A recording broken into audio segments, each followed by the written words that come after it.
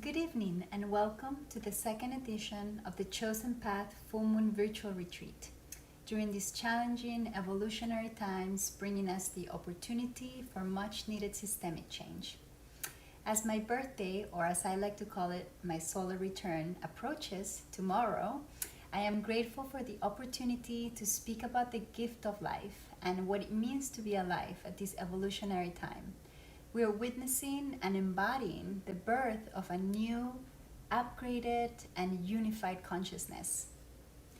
To me, the events taking place around the globe, from our failing systems and leadership to COVID and quarantine, to the collapse of the global economy and the protests taking place so that the disempowered and oppressed voices of our Black brothers and sisters can be finally heard, are all a part of a clear path for healing, correction, change, and realignment with Source, Mother Earth, and one another.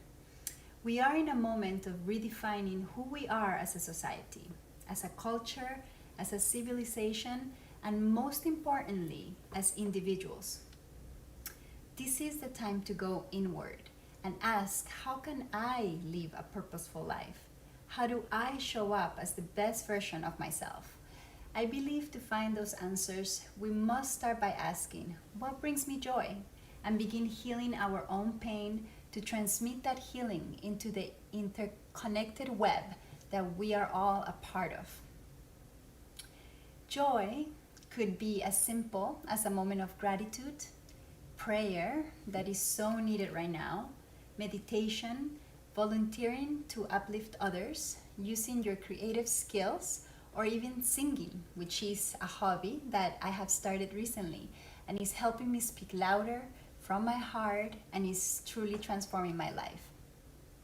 During these transformational times, it is my visualization and prayer that we emerge from these challenging and somewhat muddy times into the lotus light beams that we truly are.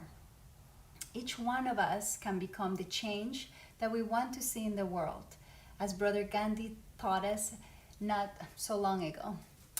It all starts by listening and with compassion, releasing judgment and self-righteousness, and seeing and celebrating the beauty and the gift that is in our diversity. This evening, we have some incredible humans sharing their voice, their wisdom, and advice on different transformational tools for mindfulness so that we can show up in the world as the best and truest versions of ourselves. Thank you to Jewel, not only for sharing your gift of music, but for sharing your story of survival and how you are using what you learned along the way to empower and give opportunities to those less fortunate. You are a true angel on earth. It was truly an honor to meet you and spend some time with you, and you're truly an inspiration to Tony and I. We also want to thank the Never Broken Youth that will be sharing their stories of adversity and triumph. Also, we want to thank Valeria and Santiago for walking the talk and inspiring us to be the best stewards of the planet. Thank you to Andy X for your friendship, astral wisdom, and for teaching us some tools on how to have a nonviolent communication. And last but not least, our brother Bear, True, and the other musicians that will be gifting us their gift of sacred music and healing music. And Jesus Hidalgo and Teresita Padron, thank you so much for your beautiful example of sacred love and for sharing your music in our invocation, which starts right now. Namaste.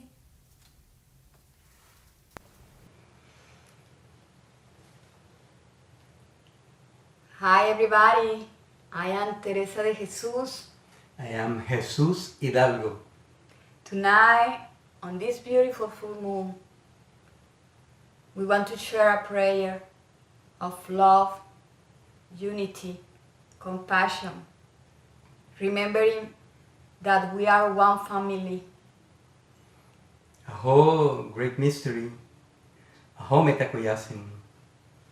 Thank you, Father Sky. Thank you, Mother Earth. Pachamamita, Madre Tierra, gracias. Thank you for the whole directions of the universe. North, east, south, west. Thank you for the whole elementals of the water, air, fire, earth. Thank you, animal kingdom, mineral kingdom, plants kingdom, human kingdom.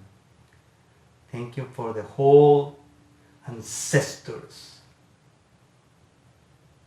or the original people, the indigenous people around the world. Thank you for the celestial court. Thank you for our ancestors, grandfather, grandmother. Thank you, mother. Thank you, father. Gracias, papá. Gracias, mamá. Thank you for everything. Thank you for the new seed, the new generation. Thank you for everything. Gracias, gran misterio, por abrazarnos a todos. Thank you, thank you, thank you. Ahome Takoyasin.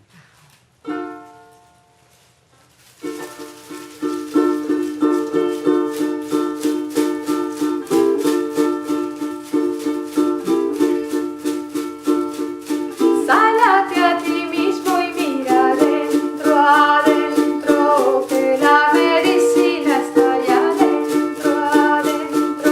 Sánate a ti mismo y mira adentro, adentro, que la medicina está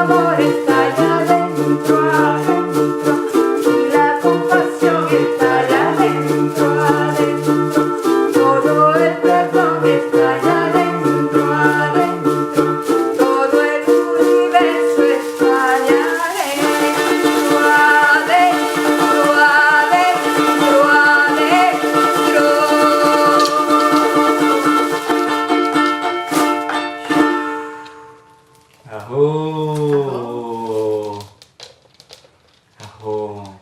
para ustedes. We are so lucky to share with the family, with our friends in this powerful prayer. Thank you, thank you.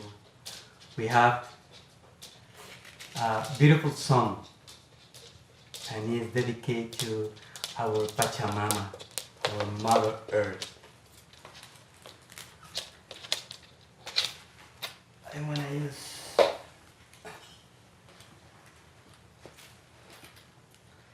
this.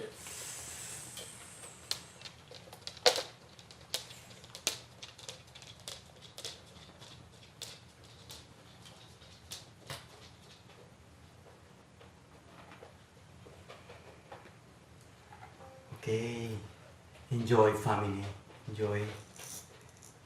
It's just love, unity and compassion. Thank you.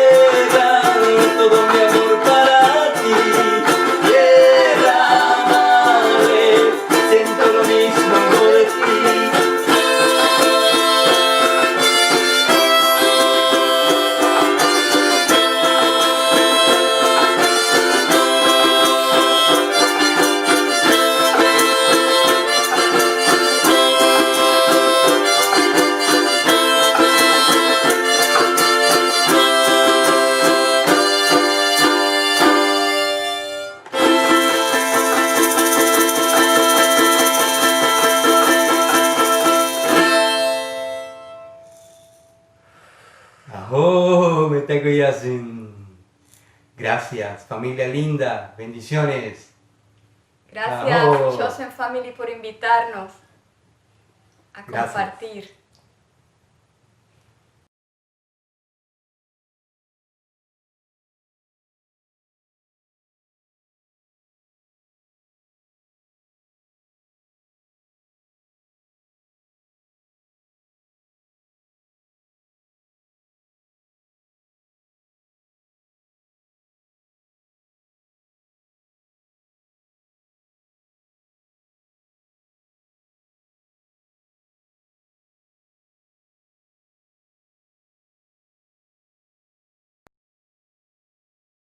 Hello, Chosen Family. What an honor it is to be with you here today.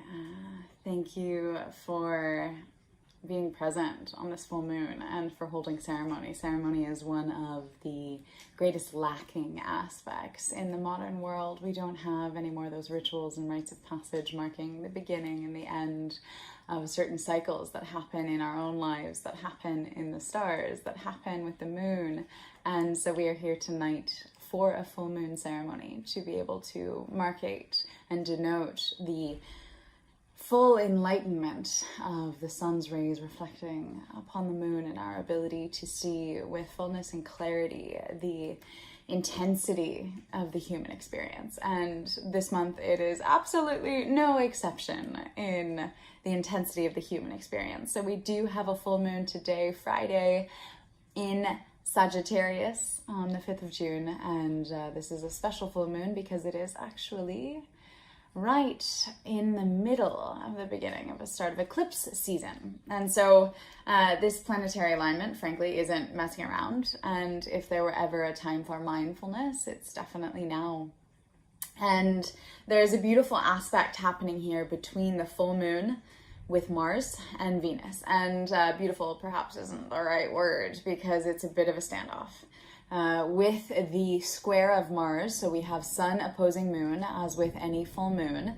Then we have Mars between the two at a 90-degree angle. Yeah. And so that square has an ability to kind of bring up inside of us what would be seen on a superficial level as anger and rage, passion, desire, intensity. And that Martian energy, that Mars energy, is something that can be like warfare, or if it's learned how to be steered properly, right, it can create massive change. And so we're kind of at that space of choice for humanity to, we're being forced to choose how is it that we want to play out the rest of our story in this lifetime around in existence. And there's also an element of Venus here happening and a slight one with Neptune. So Neptune's by Mars, so there'll be a slight air of illusion. And then Venus is opposing the full moon eclipse. And so Venus has an energy of receptivity, an energy of passivity. It's the energy of relationship. And so with Mars squaring this aspect to the full moon, it's a massive make or break for relationships. And we even said that last month and the month before. But when we come to the Venus aspect, Venus opposing Moon squaring Mars this month, it's really a time where relationships that are already fractured can have that chance to just crumble and come apart.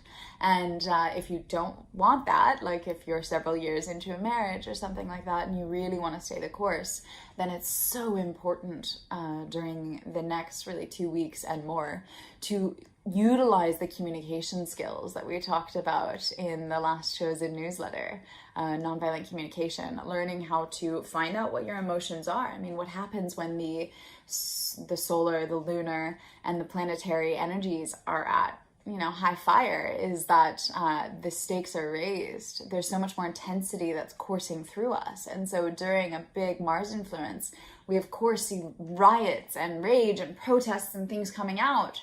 And really what's asked of us as humanity is to step back, to take a deeper breath, and to reflect on the fact that no matter what it is, it's okay. And things are passing as they meant to and steering their course. And so with that known, we can reflect upon nonviolent communication, which was shared in the newsletter. So go ahead and check through your inbox and pull out that chosen newsletter.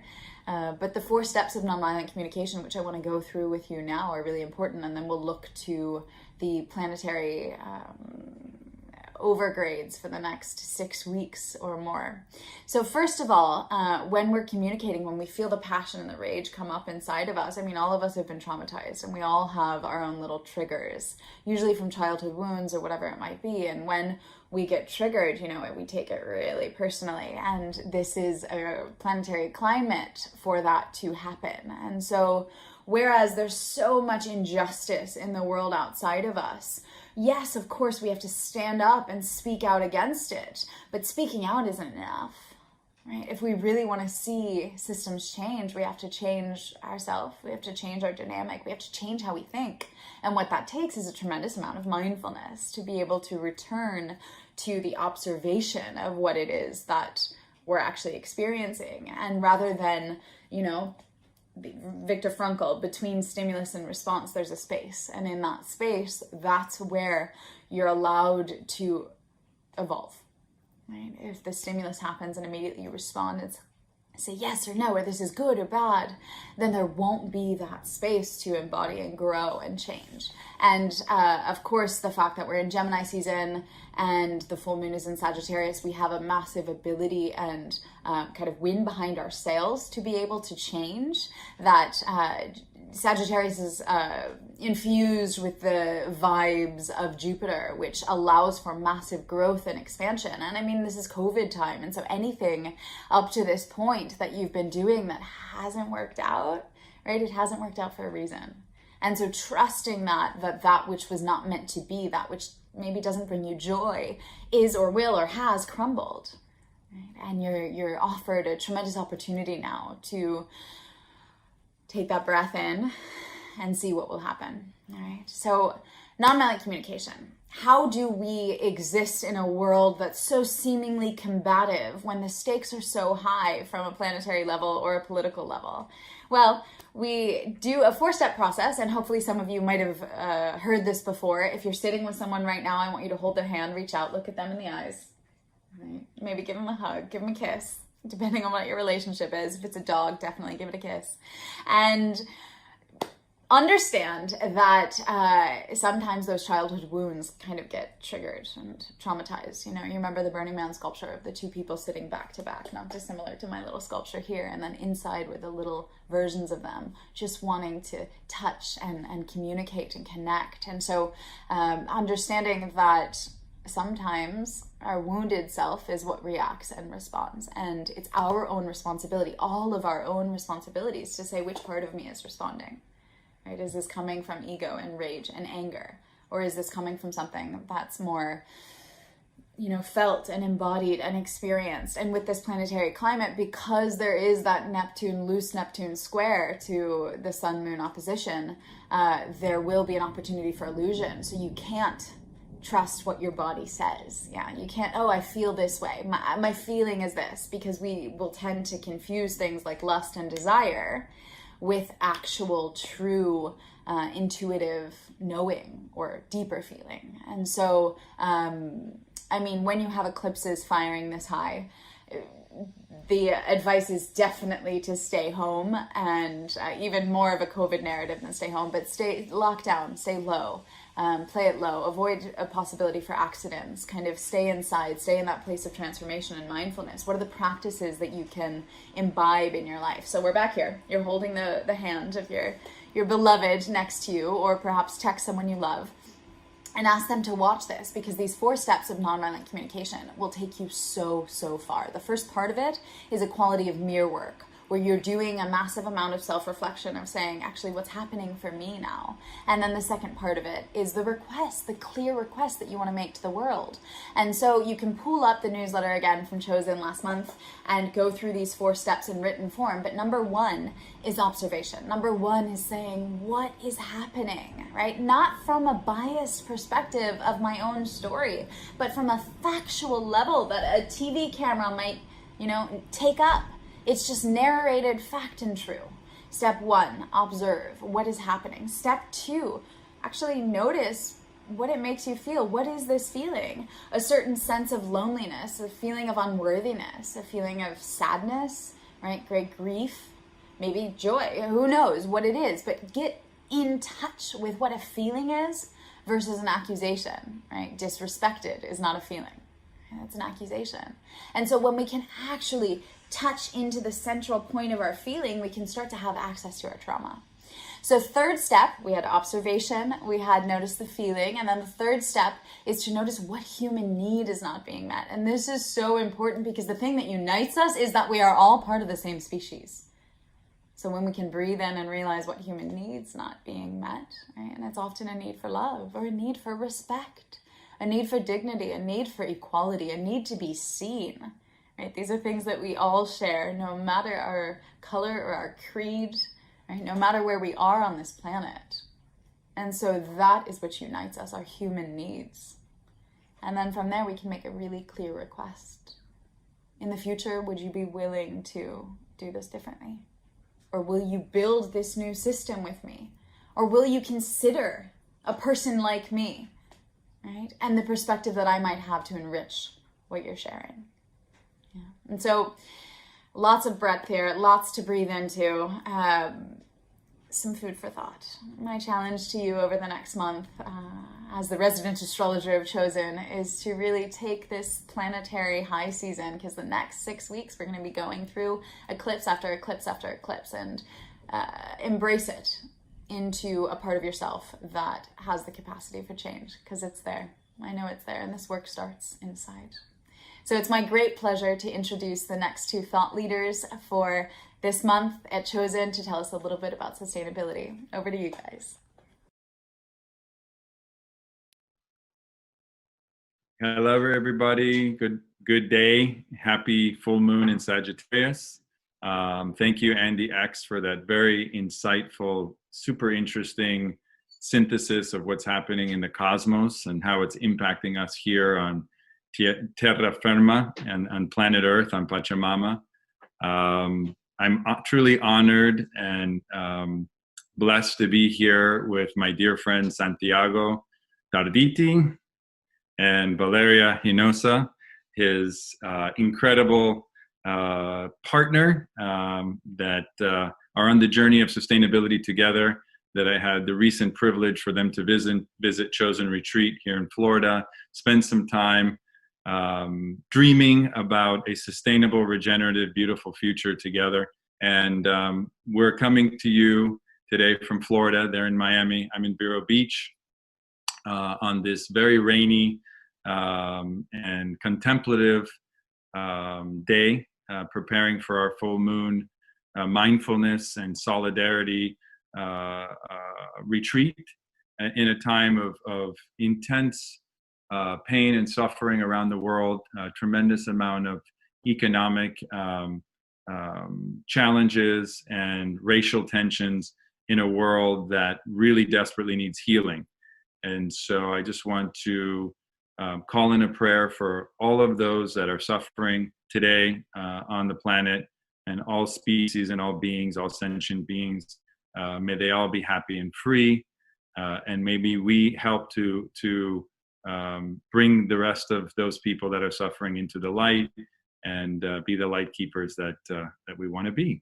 So Santi and Valeria, welcome to your Moonside chat about rituals of sustainability. How are you today?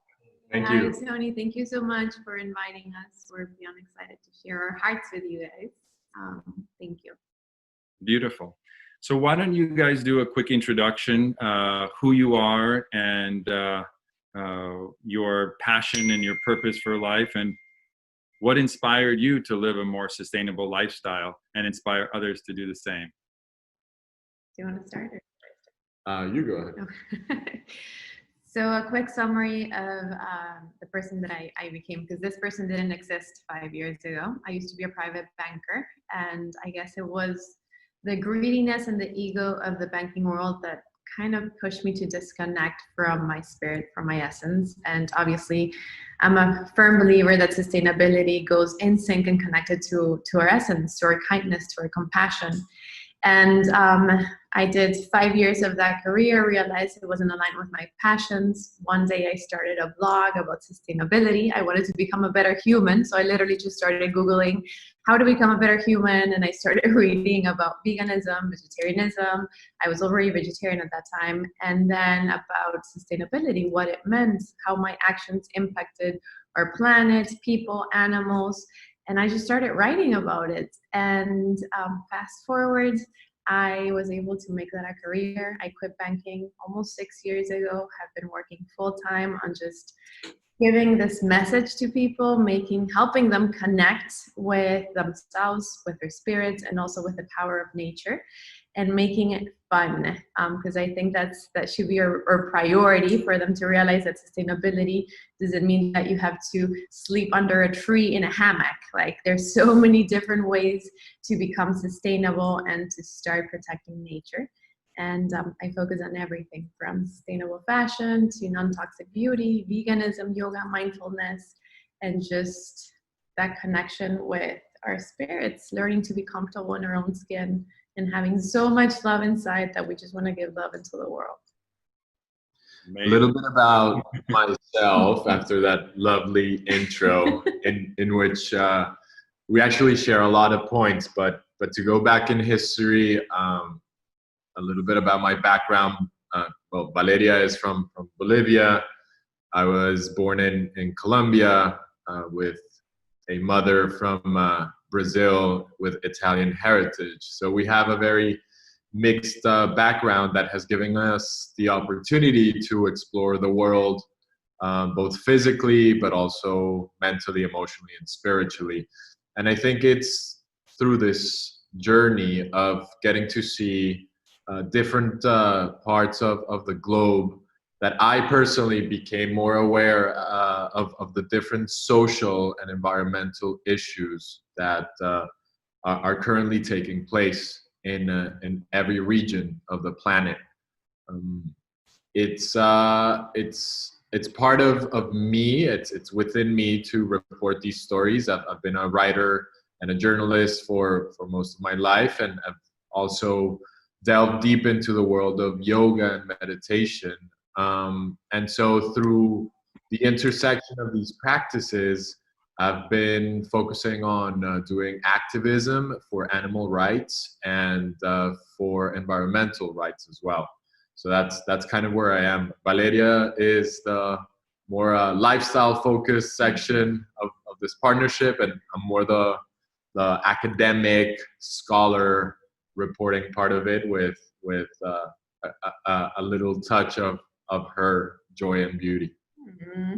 Amazing. Well, you guys are truly an inspiration and a power couple. And individually, I know Santiago for a number of years, and Valeria, we just met recently, and together you guys are exceptionally, exponentially more powerful in your mission. And Jimena and I are super grateful to know you both, and are very excited to be walking this chosen path with you guys. So can you offer some tips for those who are looking to live more sustainably? How do you, Jimena in the introduction talked about bringing more joy into your lives, and we're going through a tumultuous period of injustice in this world, and there's a lot of pain and a lot of suffering. How do you guys, how do you guys live more sustainably? What advice do you guys have for your followers, for your community, on living a more sustainable life? And how can that help people be happier and find more joy in their lives? Mm-hmm. An advice that I love giving to the people that follow me, and even friends and family, is to let go of fear. Even what we're facing nowadays, the way your world is running nowadays, there's so much pain, there's so much fear. People are afraid to talk about any topic. I think they have this fear of being judged and being criticized. And the same thing happens with sustainability. We're just afraid of trying new things because we're afraid of failing. We're afraid of messing up. For me, sustainability is kind of like trial and error. I wasn't born knowing all these things. I didn't learn them in high school or in college. I had to do my own research. I had to try, mess up many times, and then get back up and do them again, especially with composting. We started composting 2 months ago, 3 I months think ago. we're doing okay. Santiago has been helping me a lot, and it's been just trial and error. And from all the discussions that I've had with people is that they're afraid of being imperfect. They think that sustainability is linked to perfection, and it's definitely not. We need more human beings trying at home, because change does start at home. So just transforming those daily actions into habits that then become rituals, and this is a discussion that we always have, and those rituals get to reshape your entire lifestyle. Two concepts that are very important to me and to us are the concepts of interconnectedness and non-duality. So these premises focus on the fact that everything we do will have an effect, a ripple effect, a butterfly effect in our community and throughout the world. So every little thing we do has actually the potential to generate either positive or negative change, action. So being very mindful of, sometimes you think like, oh, well, it's just a plastic bag. I haven't really been using plastic. Well, that whole plastic bag can actually change a whole ecosystem.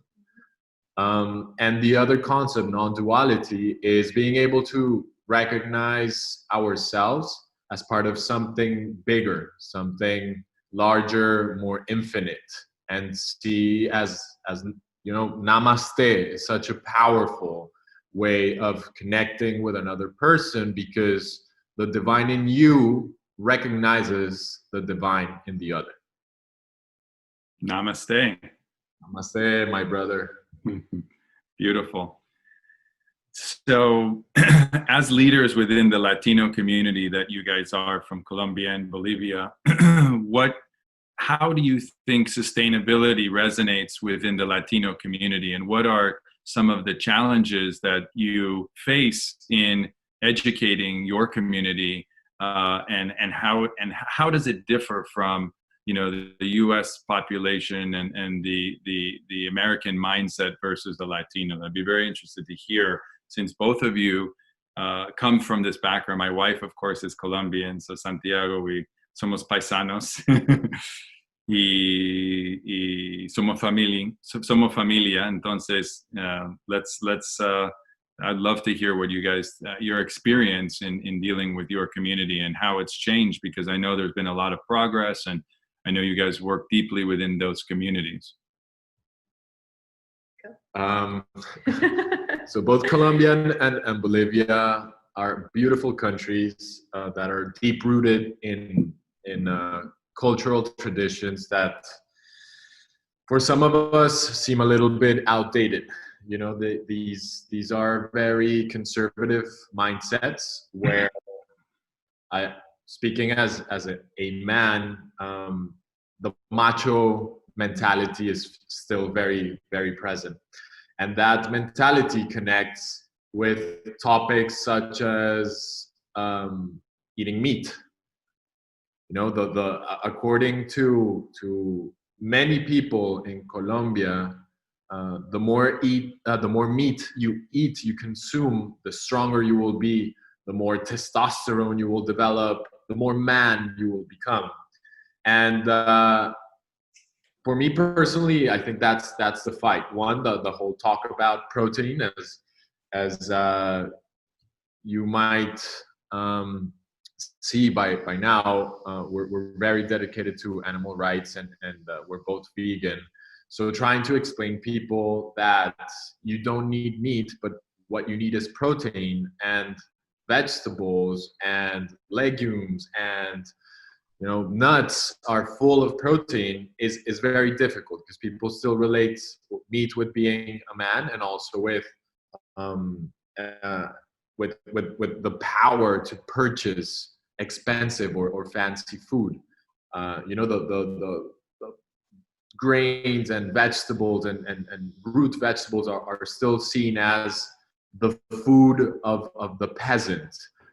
which is a totally ridiculous concept. So trying to redefine that idea through nutrition, through food, has been probably my greatest challenge. But I have noticed that a more subtle approach to sharing information usually resonates better. And this is something that Valeria has taught me over the course of 2 to 3 months.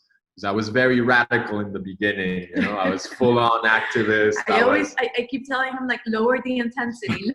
Bájale cinco, bájale cinco. Bájale cinco.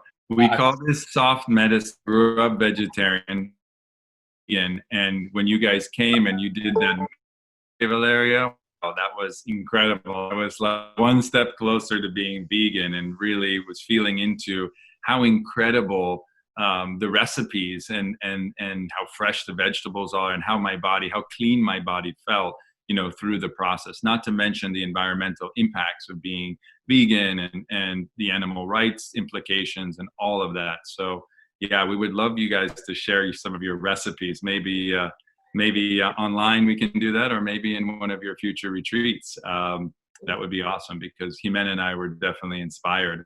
And it's interesting because Jimena's family does the same thing. They don't push meat so much, but it is this concept of you know, success and like you said, it's kind of like a luxury to have access to meats and other things, and it's a complete misnomer. It seems like it's more rampant in other countries than it even is in the United States.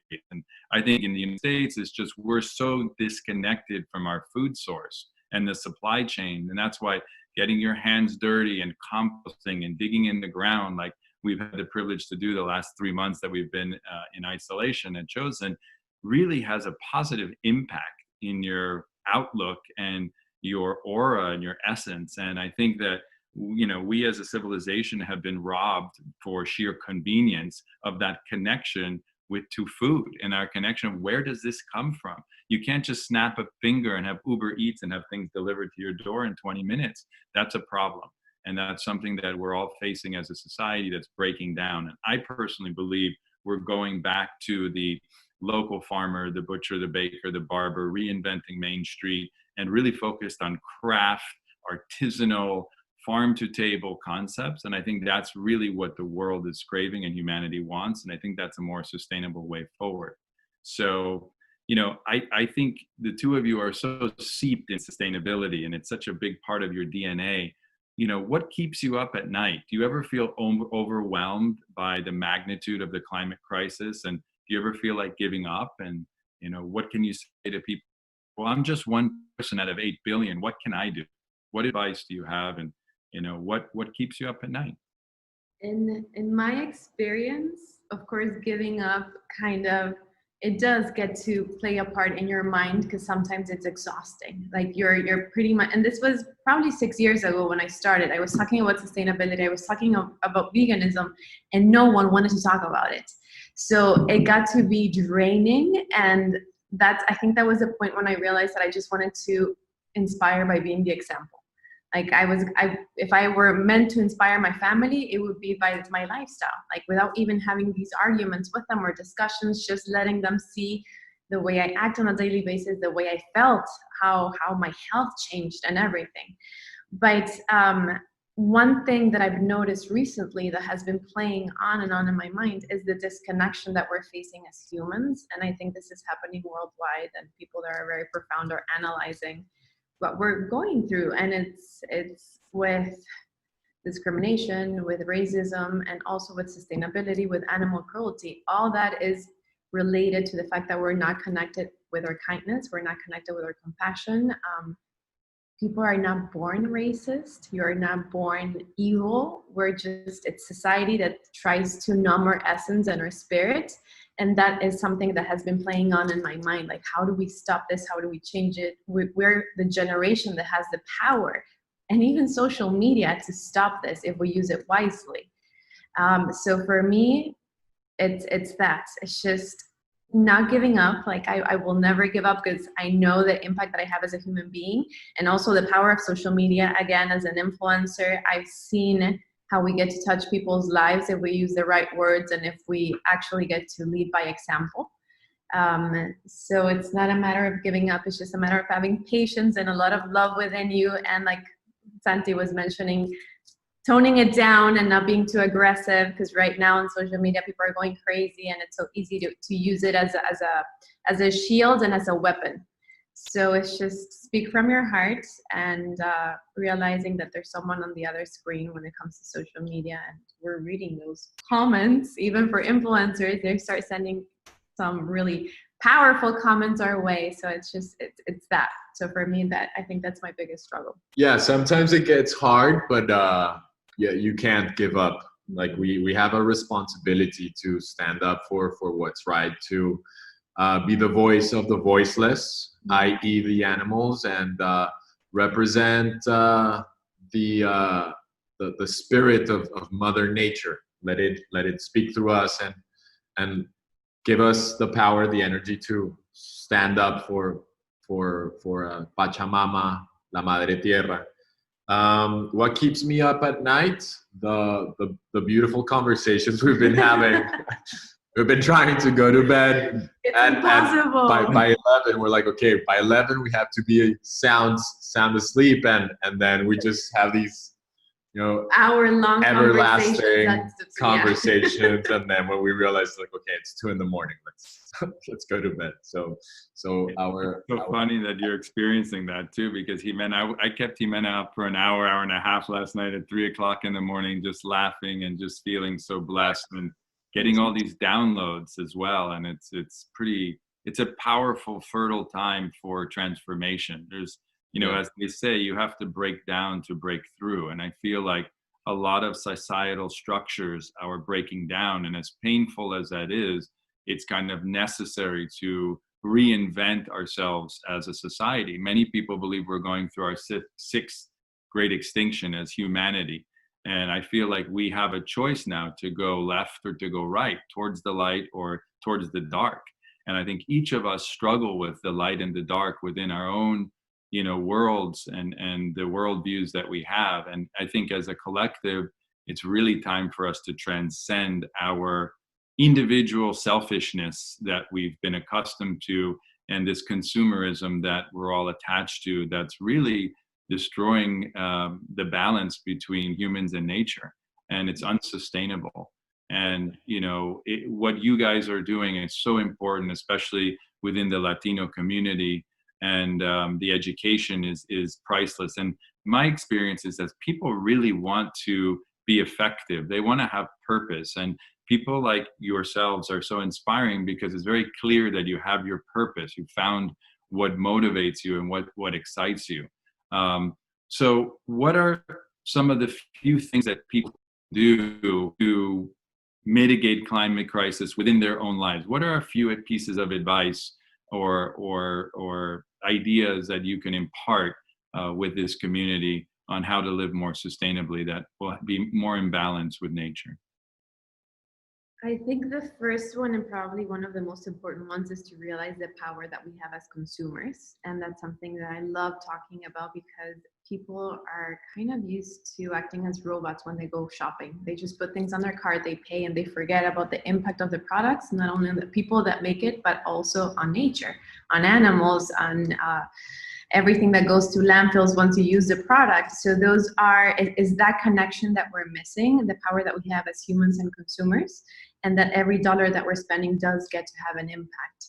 So start by reading labels. That's something that I love doing. I'm that crazy person at Whole Foods who literally starts reading all the ingredients, where it's coming from. I research the brands. It might take me hours, but you get to learn so much and get informed.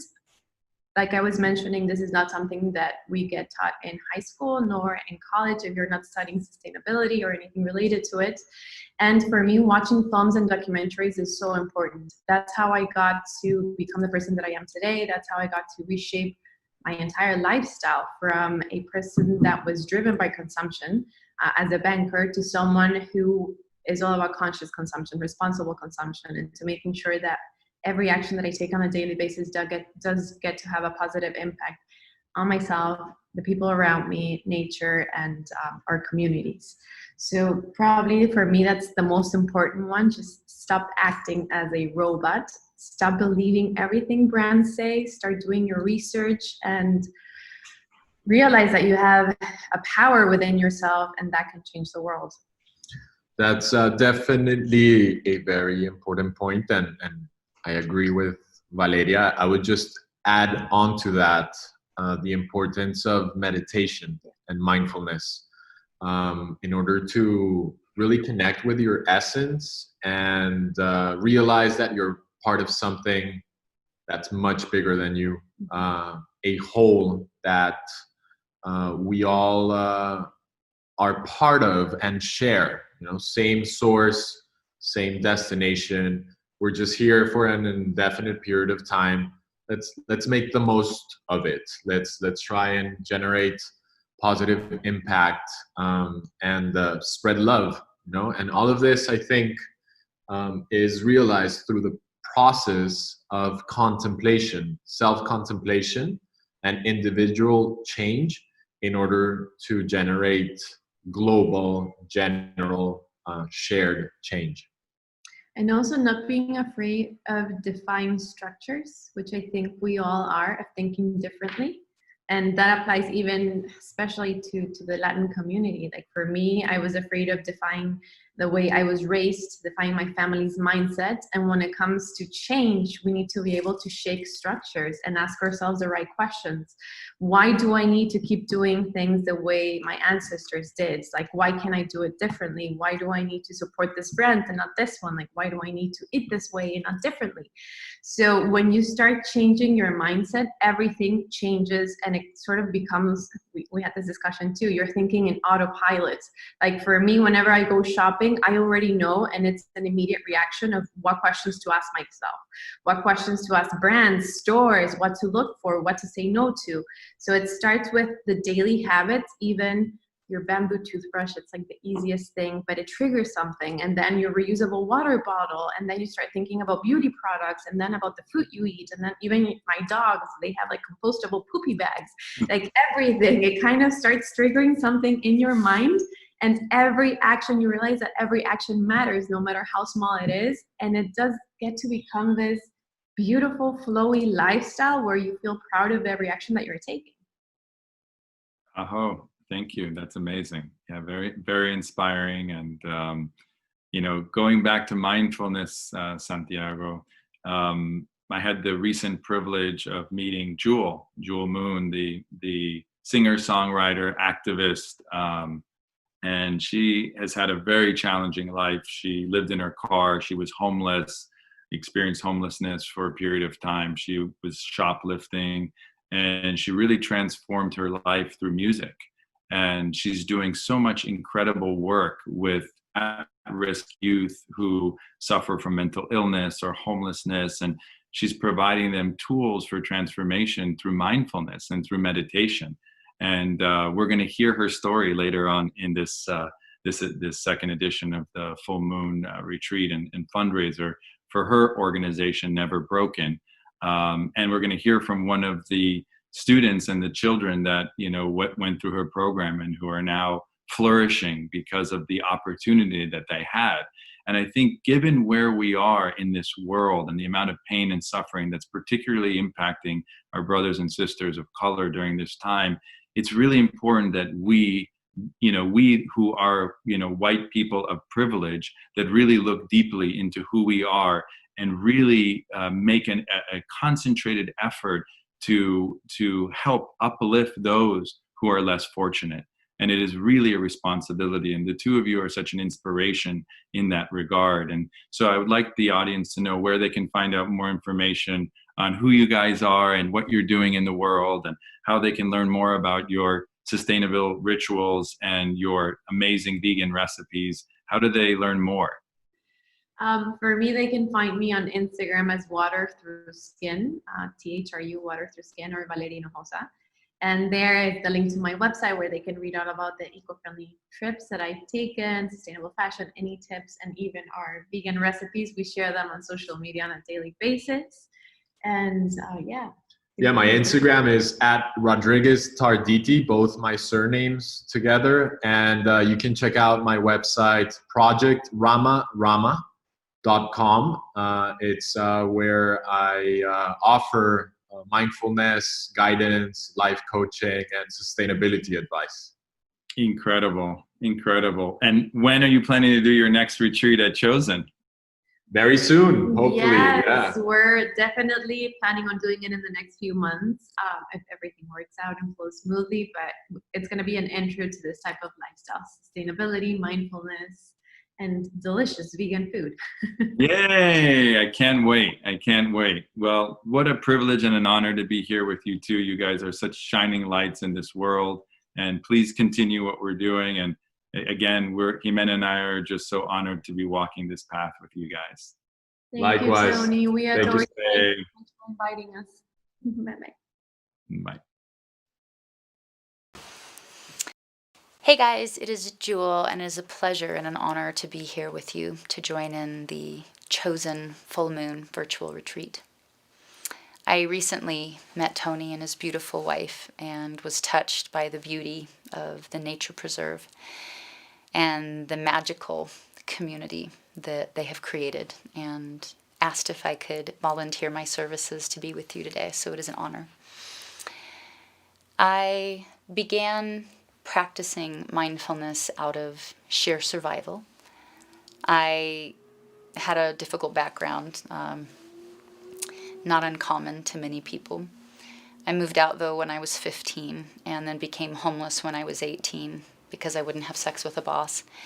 Started living in a car, and then my car got stolen, and I was having panic attacks and agoraphobia, and I was shoplifting a lot, and I realized I would be in jail or dead if I didn't do something to change my life. And I remembered this quote by Buddha that said, "Happiness does not depend on who you are or what you have. It depends on what you think." And I had the strange privilege of being stripped of everything but my thoughts. So I decided to see if I could turn my life around one thought at a time. But to do that, you have to be able to perceive what you're thinking. And when you have that much anxiety, that's pretty much impossible.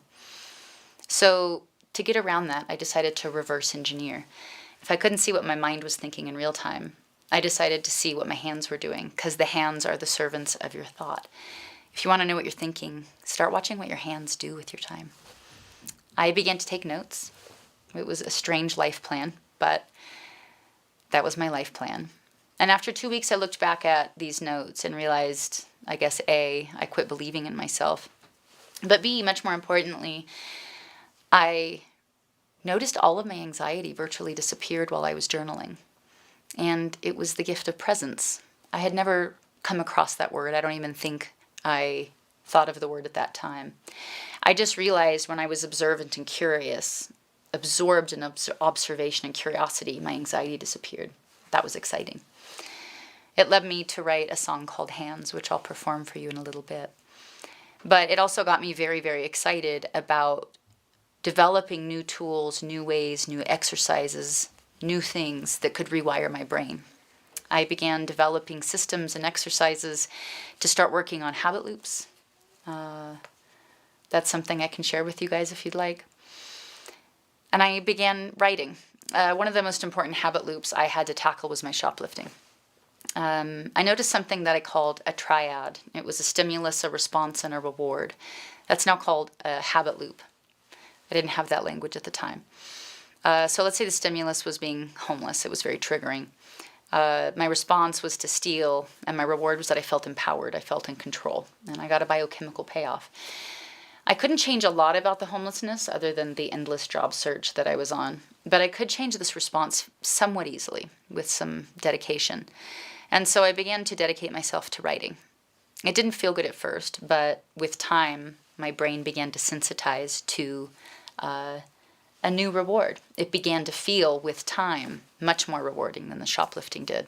And it ended up getting me discovered, which was quite by accident. When I got signed by the record label, I actually almost didn't sign the record deal because I had just started learning what happiness was, even though I was homeless. And I didn't want to give that up. And if you take somebody with my background and then you throw, God forbid, fame in the mix, that is a recipe for a cliche rock and roll disaster. We've seen many people go down that path. So I made a promise to myself that my number one job would be to figure out how to be a happy, whole human. And my number two job would be a musician, to be a musician. And I'm very proud that I made good on that promise. And I continued to develop exercises and form a nonprofit that took these exercises and began giving them to others. I was asked today to share a mindfulness exercise and maybe guide on a meditation. And so with that bit of context, I'd love to guide you guys on a 2 or 3 minute meditation. So I would invite all of you to sit comfortably, lean back into something comfortable. Close your eyes. We're going to take 7 deep breaths just to start, to get us grounded. I want us all to breathe in through our nose and breathe out through our mouth. Our mouth is where we hang on to a lot of control. And so unlocking our jaw is actually very important. So let's do 7 breaths. After the 7 breaths, I want you to keep your eyes closed, and I will guide you on a meditation. So here we go, 7 deep breaths.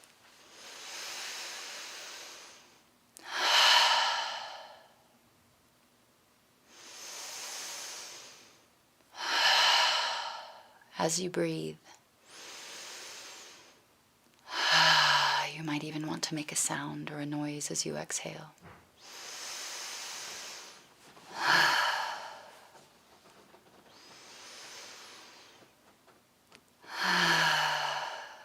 Two more.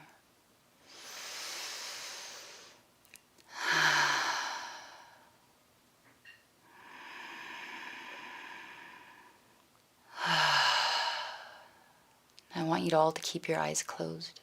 And I want you to continue taking these long, slow, deep breaths in your nose and out your mouth. As you're breathing, I want you to imagine that you're walking out into a field. The field can look however you want. It can be something from your childhood. It can be a fantastical place of your imagination.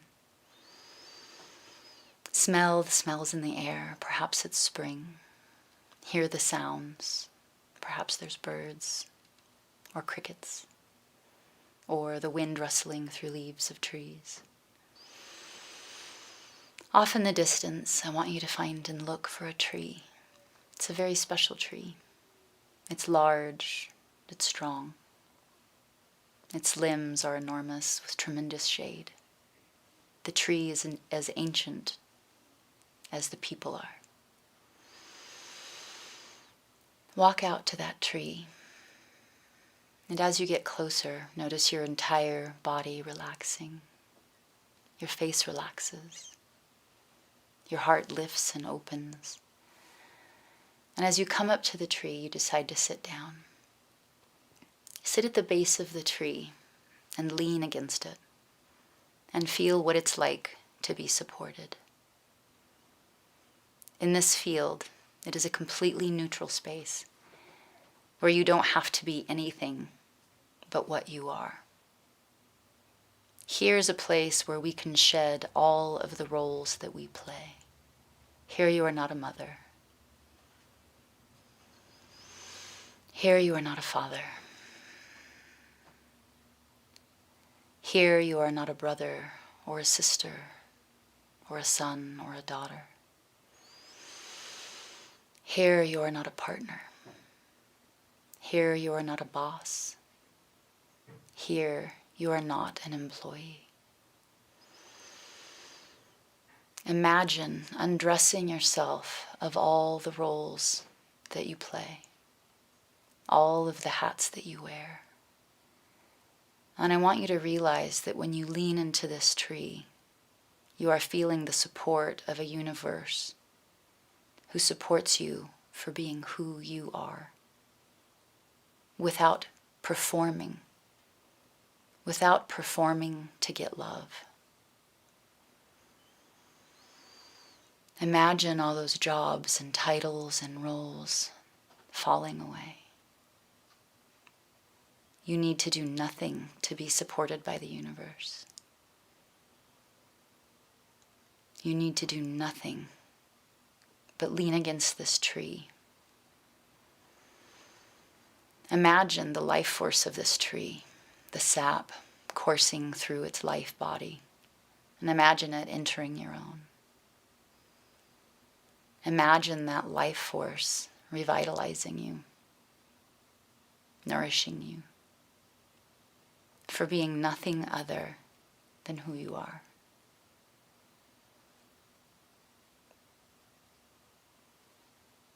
Let's take 5 deep breaths here, in through our nose and out through our mouth, experiencing the room and the permission that we give ourselves to be nothing other than who we are.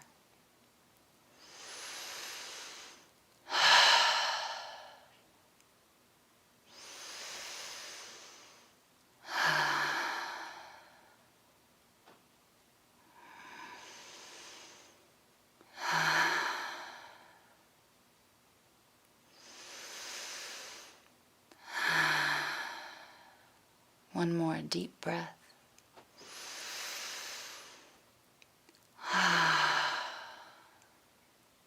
You can begin to get up and slowly walk out of this field. And know that this field exists all the time. It is waiting here for you. You can visit it any time. It is a place of complete neutrality, waiting to nourish you.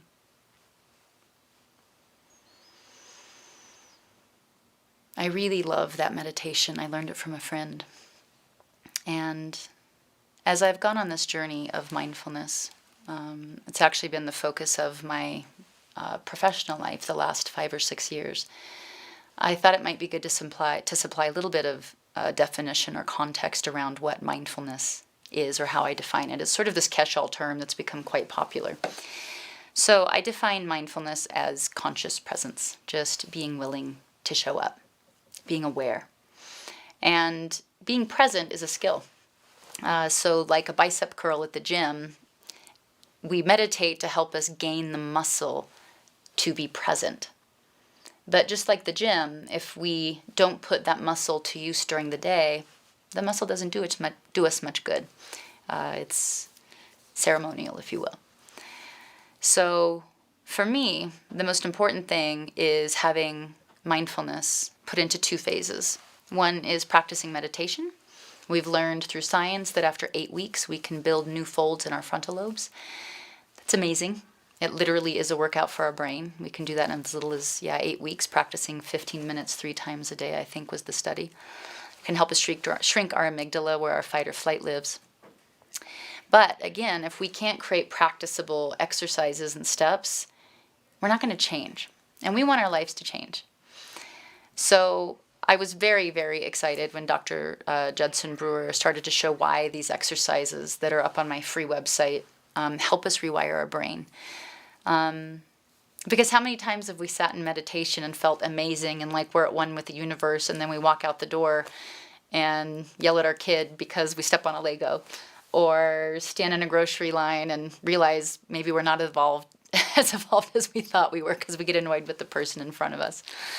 To create change, we have to put mindfulness into motion. And so if you want to visit my free website, my youth foundation actually helped me build it and run it and maintain it. It's simple 3-minute exercises that are at jewelneverbroken.com.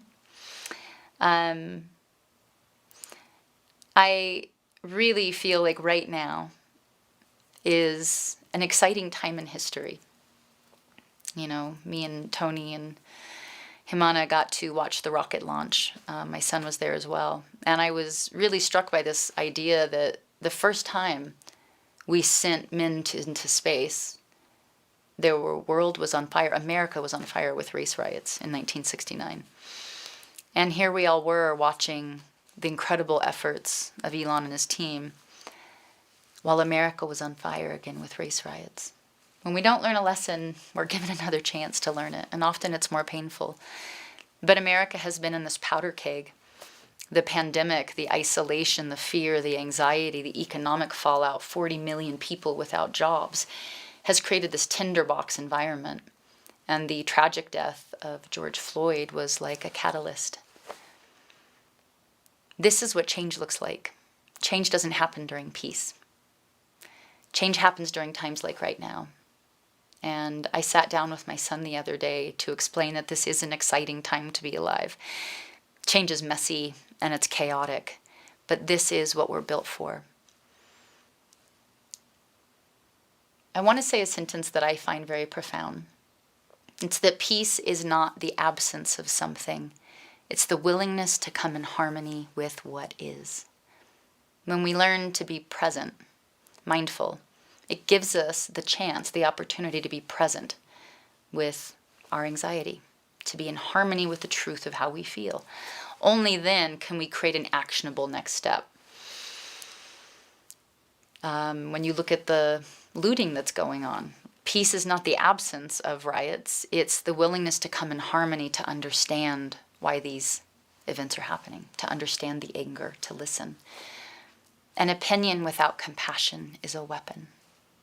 And we have been living in a world that has been bludgeoning one another with our opinions. Opinions are not power. I define an act of power as an action that benefits ourselves and our community. It's a circular action.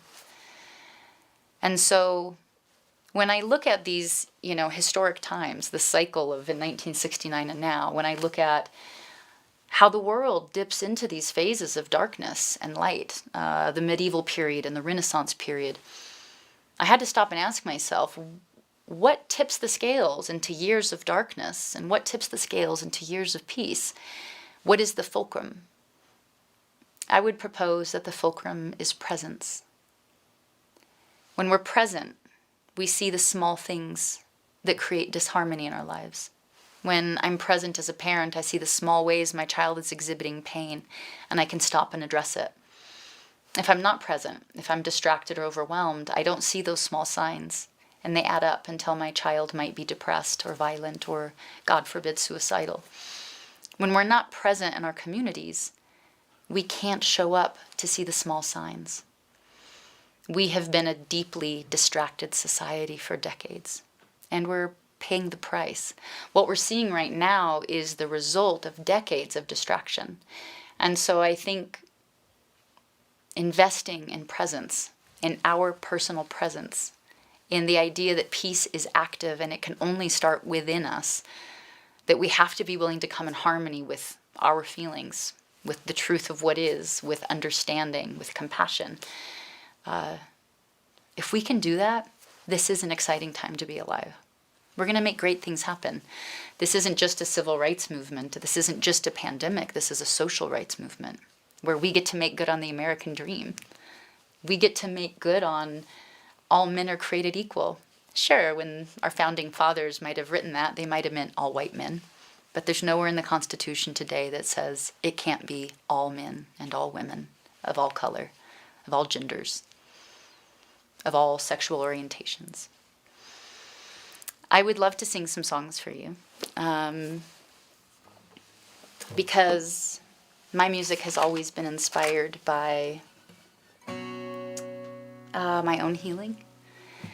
And I've been writing songs inspired by what's happening right now for all of us. If I could tell the world just one thing, it would be they're all okay. And not to worry, 'cause worry is wasteful and it's useless in times like these. I won't be made useless. I won't be made idle with despair. I'll gather myself around my faith, for light does the darkness most fear. My hands are small, I know, but they're not yours, they are my own. They're not yours, they are my own. And we are never broken.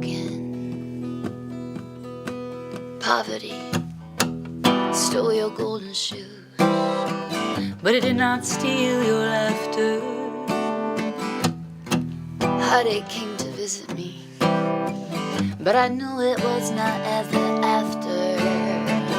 We will fight, but not out of spite, just 'cause 'cause someone must stand up for what's right. 'Cause where there's a man who has no voice, there hours shall go singing. My hands are small, I know, but they're not yours, they are my own. They're not yours, they are my own. We are never broken, 'cause in the end, only kindness matters. In the end, only kindness matters.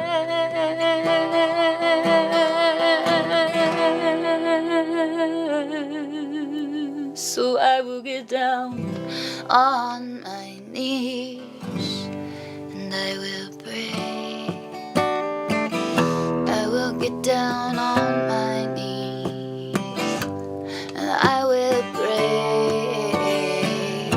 I will get down on my knees and I will pray. 'Cause my hands are small, I know, but they're not yours, they are my own. But they're not yours, they are my own. And we are never broken, no, no. We are never broken,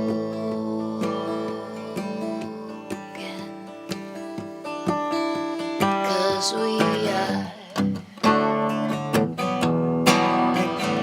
are God's eyes. We are God's hands. We are God's hearts. What if we are God's eyes and God's hands, and we are God's hearts? We are.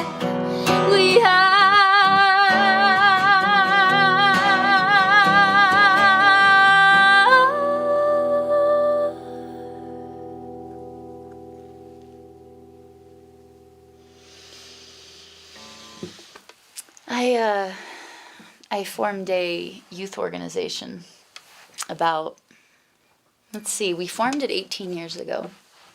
I wanted to help other people that didn't have resources to therapy or safety nets. I wanted to supply tools that would help them create the change that they wanted in their lives. Because we each, it's funny, we're not taught how to be a human in school. We're taught a lot of good stuff, but we're not taught what to do with feelings, how to handle pain, how to shrug off the inherited belief systems to find liberty and happiness. And if that happiness wasn't taught in our households, if our nurturing was so bad, could we still get to know our real nature? So I began working with kids that were the most vulnerable among us, kids that had multiple suicide attempts, that had horrific life stories. And it's been an incredible experience. These kids take on that responsibility of realizing nobody's coming for them, but they are coming for them. The idea that nobody owes them happiness, they owe themselves happiness, and they're capable of doing it with a bit of help. These kids have become resilient, beautiful, happy warriors, showing the world what it looks like on the other side of suicidal ideation. Last year, 99% of our kids earned their own college scholarships. 90% of them were Ivy League. These are not kids that were doing well in school. They were all dropping out. These are kids that fought for that and earned that for themselves. We're also the #2 tennis organization in the country, which is not something we set out to do. We gave the kids entrepreneurial skills, mindfulness skills, and a tennis racket. We gave them the tennis racket so that they could face their own psychology, right? Because it's this game that shows you your thoughts, and your own negative mental thoughts can defeat you. And we've become the #2 tennis organization. And again, it's the kids. It's the kids becoming excellent. These kids have been going into Princeton and Stanford and starting mindfulness groups and mentoring other students, and it's been profound. We lost our ability to do fundraising due to COVID. And so your guys' willingness to share the link, and your guys' willingness to possibly support our kids, to keep them in housing and food. All of their families, 95% of our families have lost their jobs already. We're based out of Vegas, and the industry's been hit very hard. So just expressing gratitude for that. And speaking of gratitude, I thought I would sing you guys a new song. This is a song I wrote about a time in my life when, again, I was very desperate. When I was homeless, I was having panic attacks, and I started to write down every thought, feeling, and action that started leading to anxiety. Because I started to think, what if my anxiety doesn't mean something's wrong with me? What if it means something is right with me? The way food poisoning, when you eat something bad, it makes your body sick. It's letting you know, don't eat that again. It was toxic. Our anxiety is our body's way of saying that thought was toxic. That interaction was toxic. This job does not agree with your system. So I began writing down, whenever I had anxiety, I would sit mindfully and go, what was I just thinking, feeling, or doing that didn't agree with me? And I began to notice a pattern. There are only two basic states of being. There's dilated and contracted. Every thought, feeling, or action is going to lead to one of those two states, and you can't be in two states at once. So joy, gratitude, curiosity, observation, love, generosity, all dilate your system. Fear, anxiety, worry, greed, jealousy, etc., contract. I started to realize that I could hack my way out of anxiety by forcing my system into a dilated state, which meant partaking in a thought, feeling, or action that caused my system to dilate. I decided to choose gratitude as the first time I experimented with this. I felt a panic attack coming on. I was on a street corner, homeless in San Diego, and I decided to become grateful. The trick is you have to be profoundly grateful. Your whole system has to be stimulated by this feeling. It can't just be mental, where you go, I'm grateful that I'm healthy, but you don't really feel it. The reason we need to do that is because our body is listening to our thoughts, and our feelings help express that thought into a physical expression. So when we can allow our body to be stimulated by the feeling of gratitude, there is provable metrics around it. Our vascular system dilates, our blood pressure drops, blood flow patterns change in our brain, actually more into our frontal lobes where we can reason and process. Our neurotransmitters and neurochemicals change to these feel-good, calmative neurotransmitters. And I was able to ward off my first panic attack. So I wrote this song for today, for all of us, to help us realize that we get to choose our happiness. We get to choose what state our body is in. Our body is in our command. And I want to thank you guys again for having me today. It's been an honor to be with you. And this is a new song. It's called Grateful.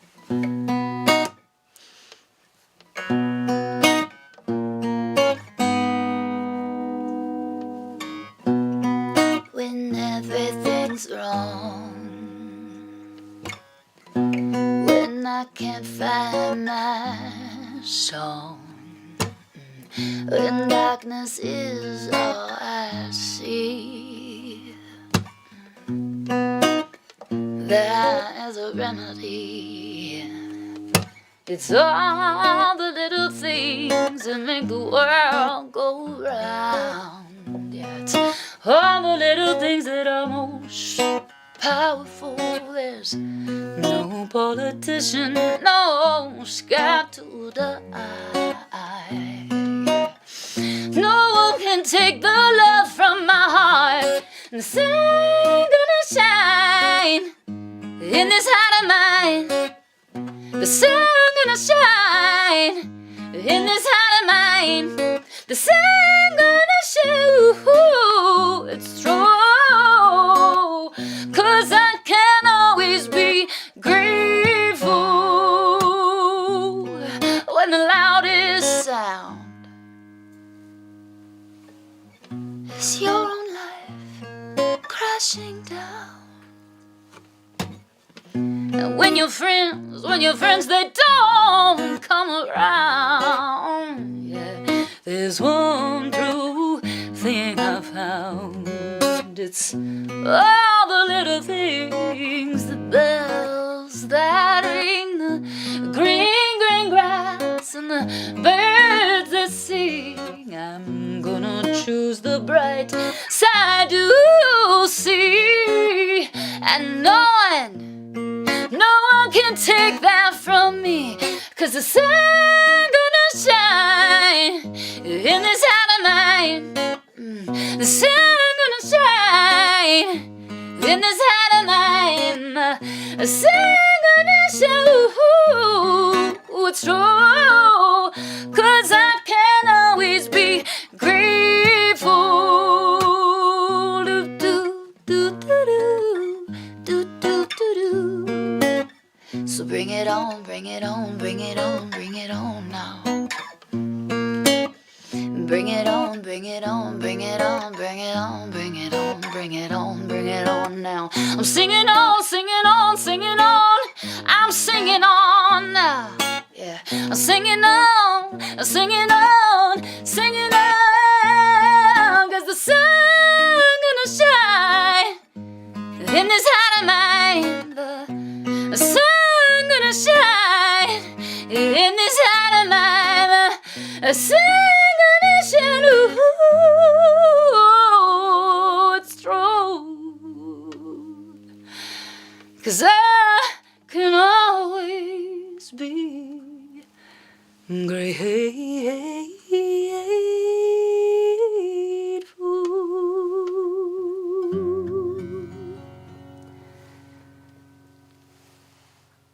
Thank you guys so much for having me today. If you want to find the free mindfulness tools that put mindfulness into motion, it's at jewelneverbroken.com. And my foundation is called Inspiring Youth Foundation. And be well. Mwah. Hey guys, it is Jewel, and it is a pleasure and an honor to be here with you to join in the chosen full moon virtual retreat. I recently met Tony and his beautiful wife and was touched by the beauty of the nature preserve and the magical community that they have created, and asked if I could volunteer my services to be with you today, so it is an honor. I began practicing mindfulness out of sheer survival. I had a difficult background, not uncommon to many people. I moved out though when I was 15 and then became homeless when I was 18 because I wouldn't have sex with a boss. Started living in a car, and then my car got stolen, and I was having panic attacks and agoraphobia, and I was shoplifting a lot, and I realized I would be in jail or dead if I didn't do something to change my life. And I remembered this quote by Buddha that said, "Happiness does not depend on who you are or what you have. It depends on what you think." And I had the strange privilege of being stripped of everything but my thoughts. So I decided to see if I could turn my life around one thought at a time.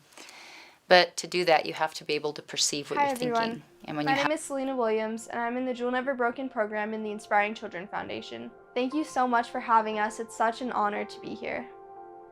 Jewel's Youth Foundation arms youth with the tools to thrive and to overcome their challenges internally or externally, so that we can become extraordinary humans, competent in every aspect of our lives.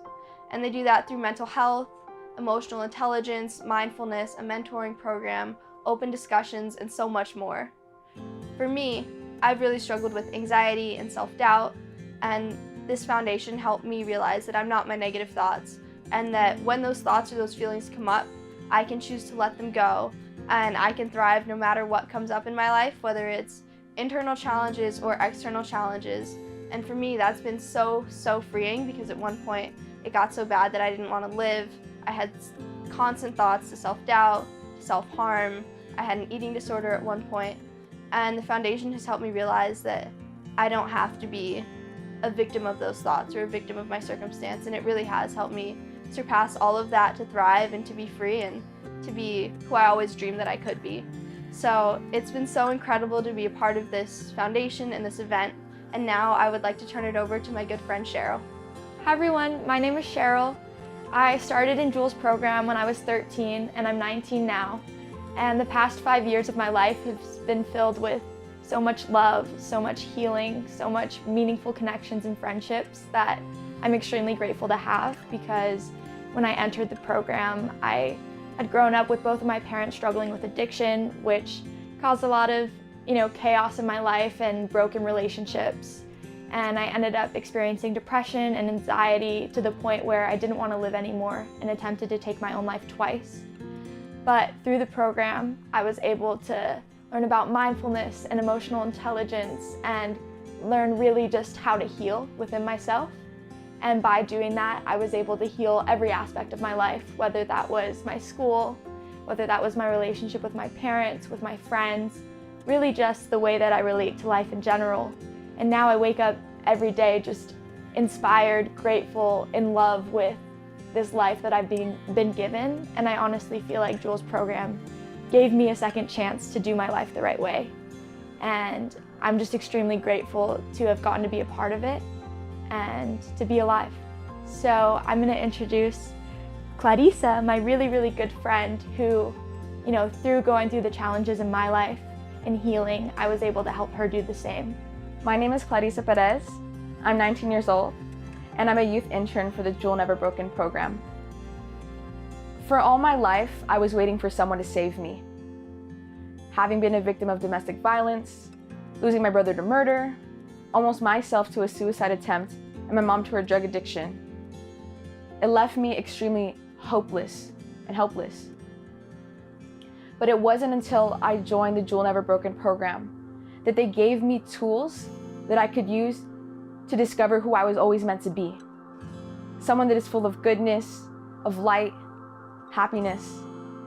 And they taught me that I didn't have to run from my pain or sorrow or hate it, but instead I could run towards it and choose to love it through mindfulness and meditation and all the healing work that they do here. And something that I love about the foundation is that we help kids like me who struggle get into schools like Stanford, Brown, Harvard. But they also help kids like me that struggled and lost themselves and didn't do well in school. They got rejected by 17 colleges like me, but told me, you know what, Clarissa, you can still do it. And now I'm going to community college and proudly. So I think that this program helps transform lives because it gives us the confidence to know that we have all the tools to succeed in this world, no matter what it throws at us. So I thank you for all your support and any way that you choose to help us. Thank you.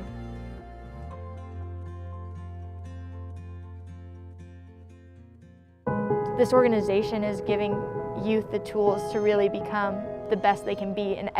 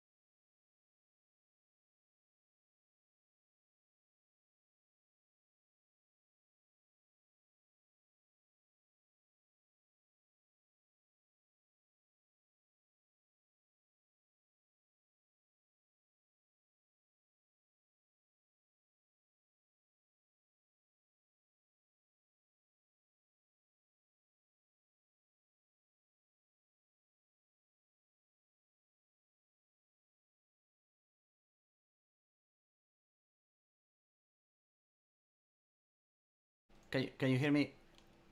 Okay. Hey, Bear. Bear, can you hear me?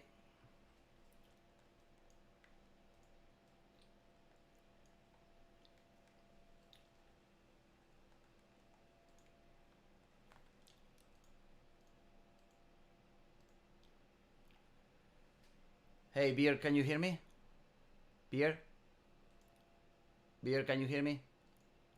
Hello? Beer, can you hear me?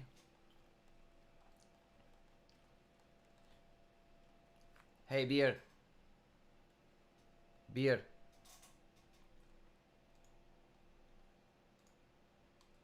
Hey, Beer, I'm gonna pass through and you go after, okay?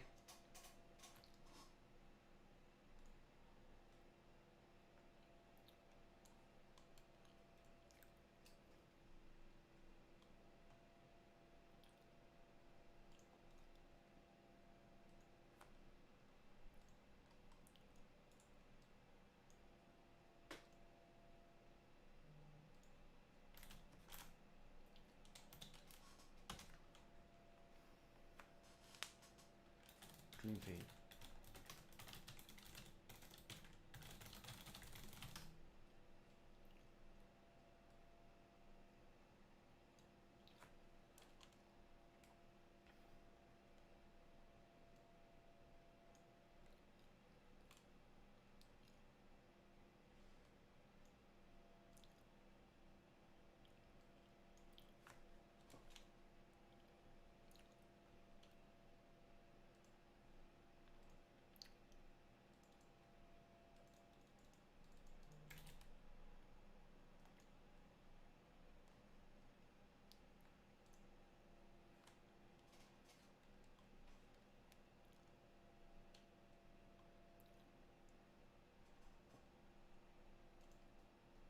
Okay.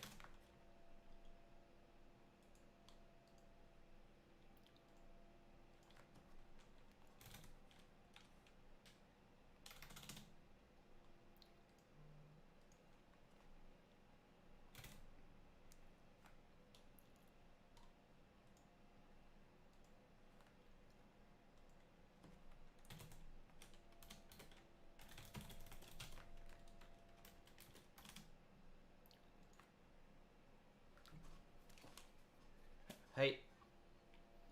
I just put the rehearsal. Yeah, I'm getting ready with True. He's there. Yeah. All right. I'm.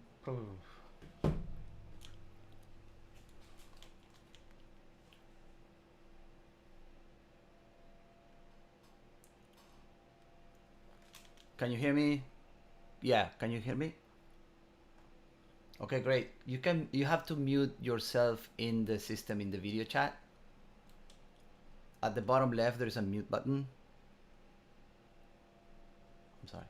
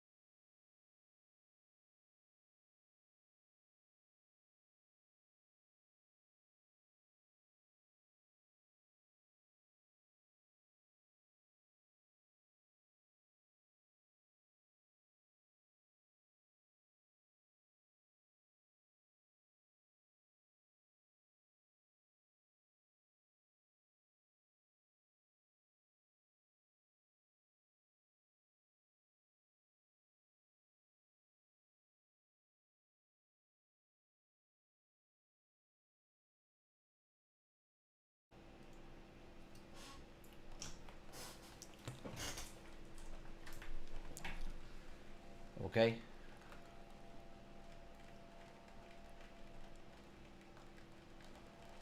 You're live now.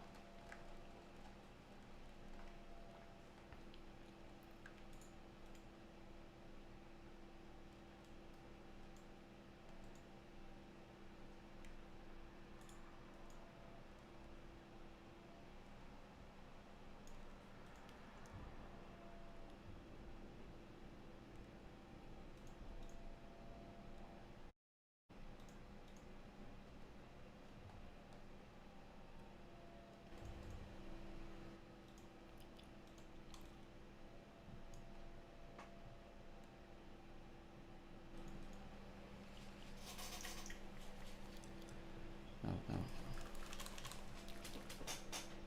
Yeah. Hello, hello.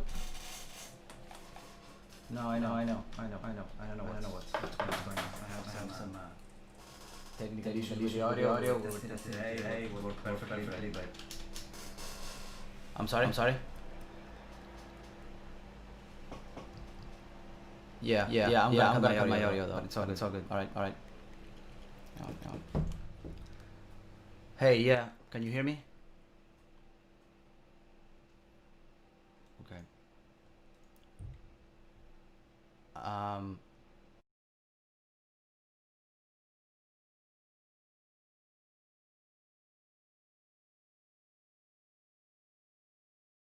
Make.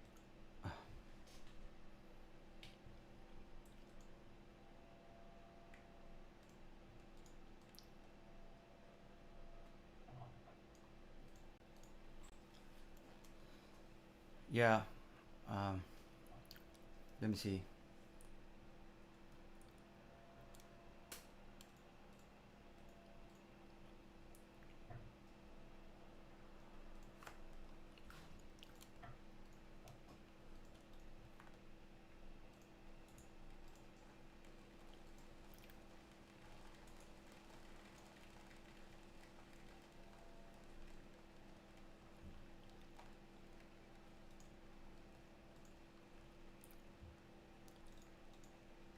Hey, Drew. Yeah. Can you unmute the video chat? We will try through that.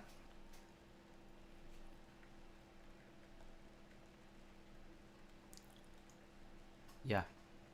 Okay, that's good. Yeah, you're like, you can go.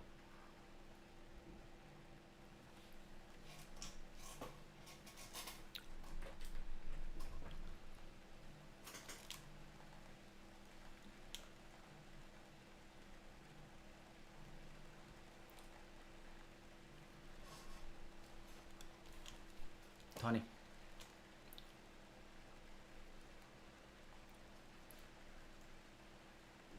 I know, but that's the only way that I can test with them because there's no other way for them to check on the audio live, and I'm trying to do my best. So, sorry about this. All right.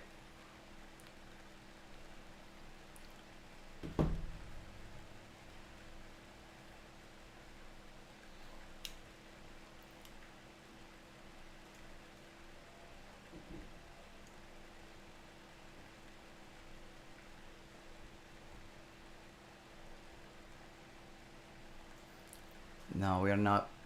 Uh,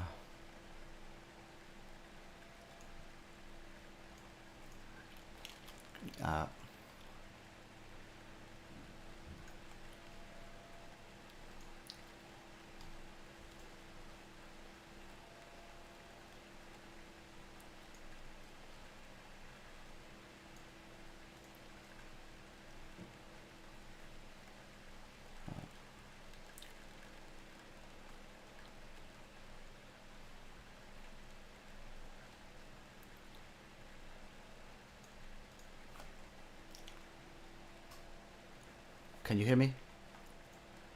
Hello. You can hear me, all right? Right.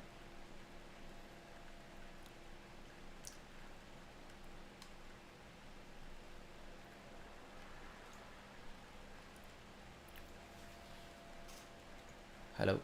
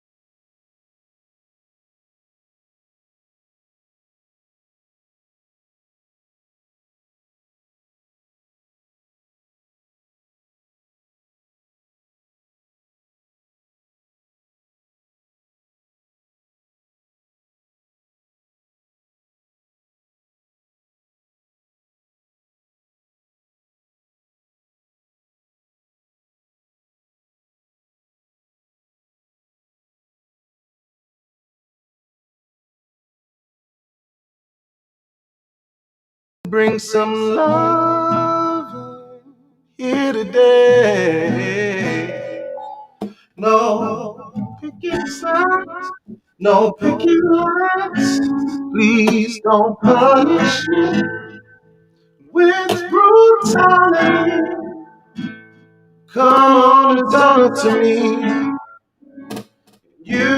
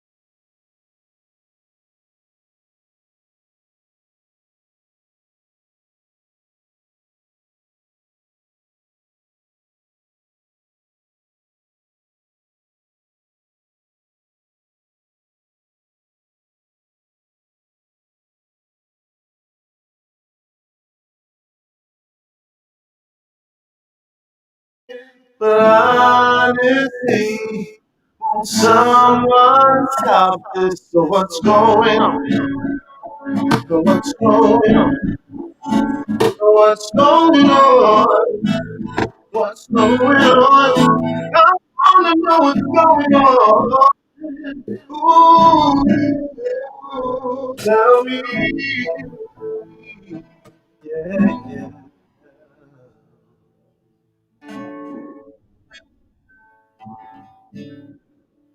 Wanna know what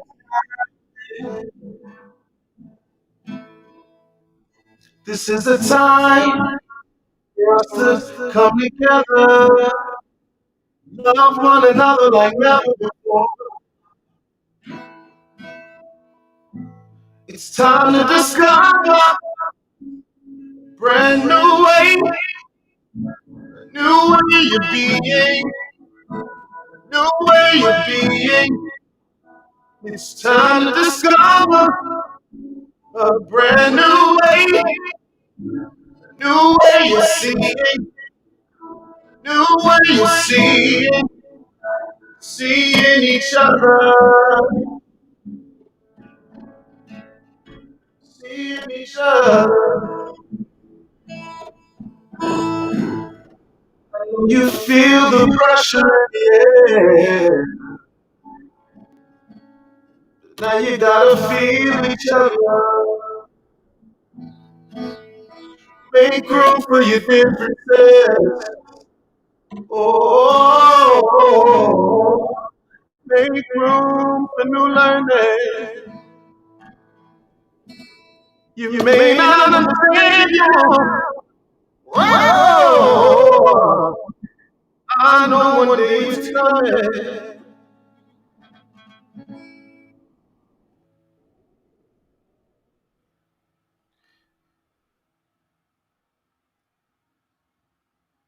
So stop this train. I wanna get off and go home again. I can't take this.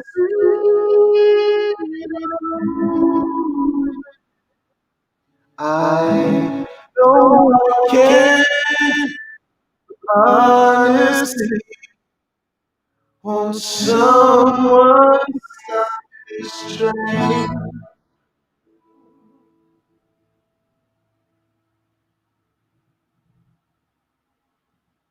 Love you all.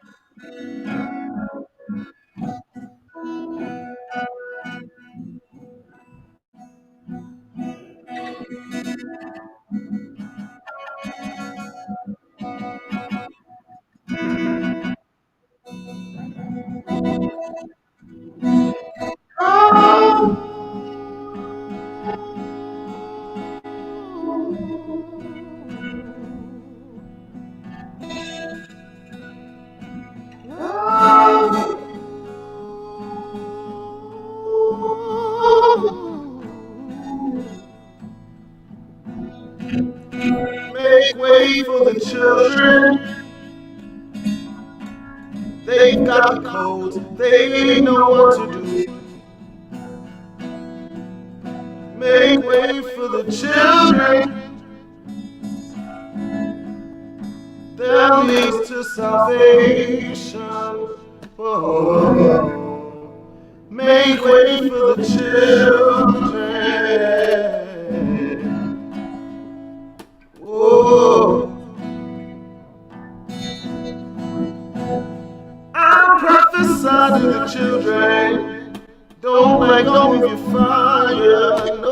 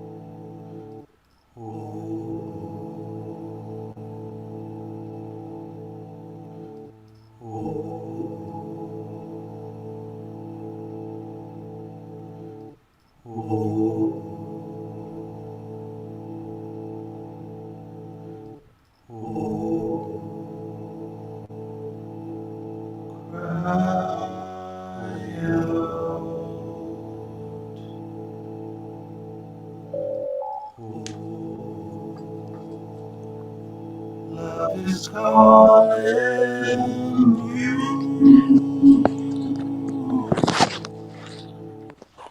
Calling you higher.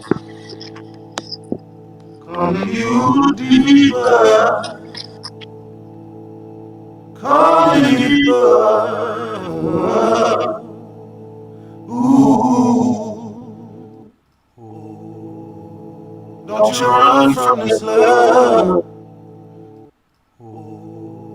From this overwhelming fear. Don't you run from this love. Receive the healing.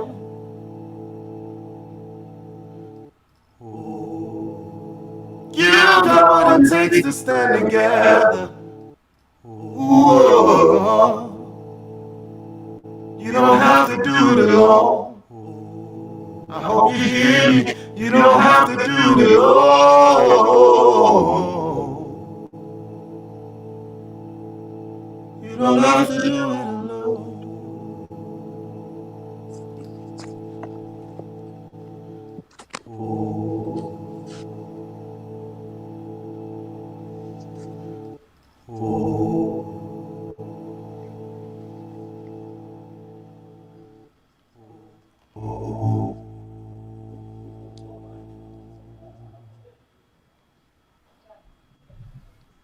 Thank you so much.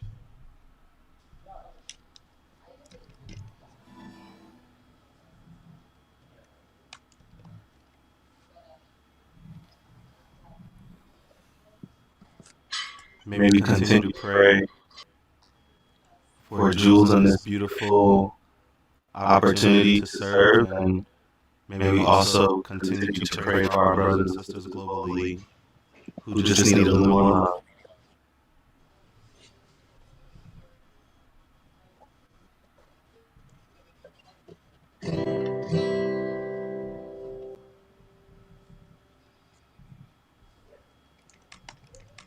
Take it away, Bear.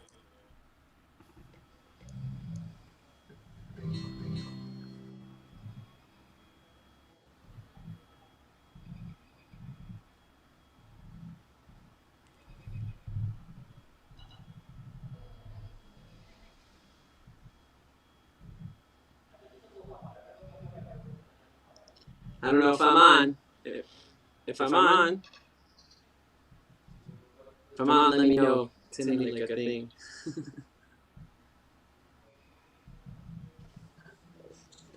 Give me a warning.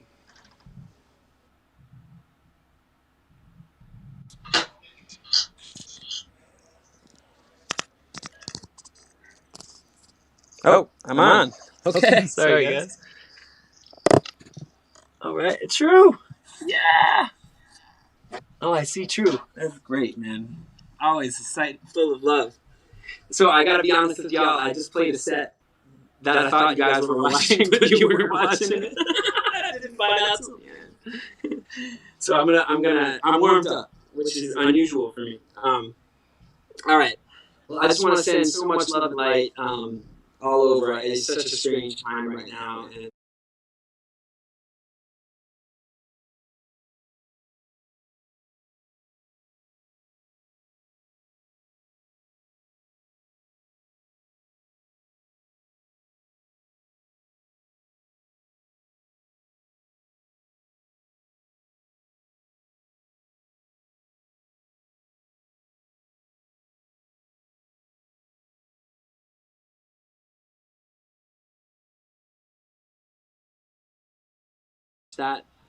that is no technology, no contradictions and culture wars, none of that shit.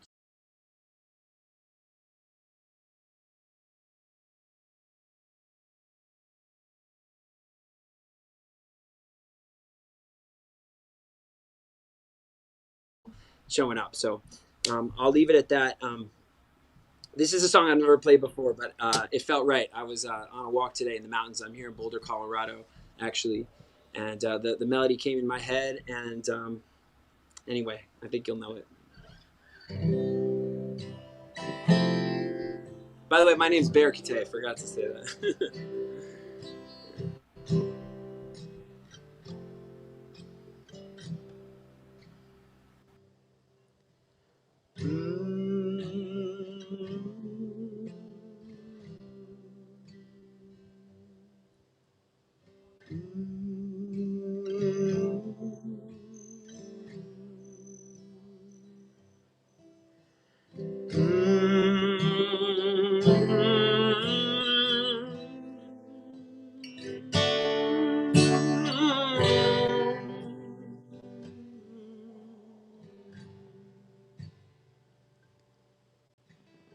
We shall overcome. We shall overcome.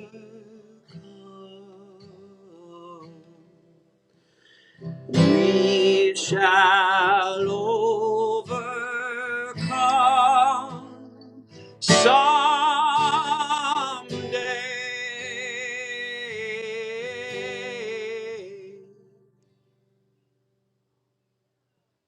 Oh, I do believe that we shall overcome.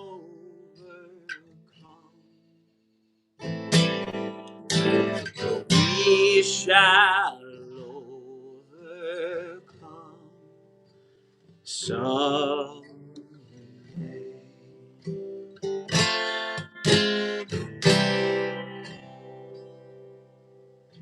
Together we are free. Together we are free. All together we are free. Today.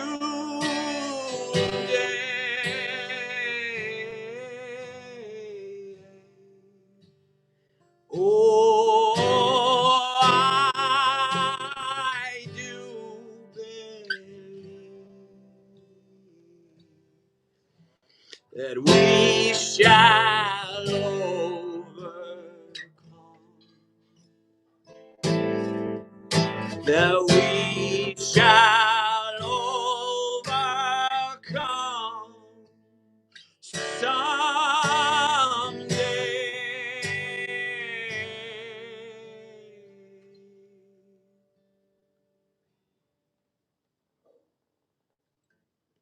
We shall overcome. We shall overcome.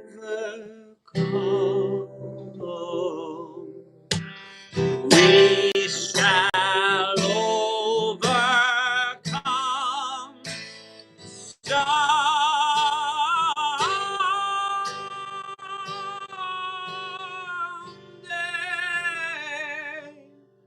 Oh, I do believe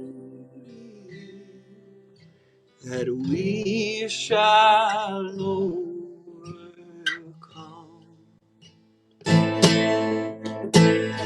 We shall overcome someday.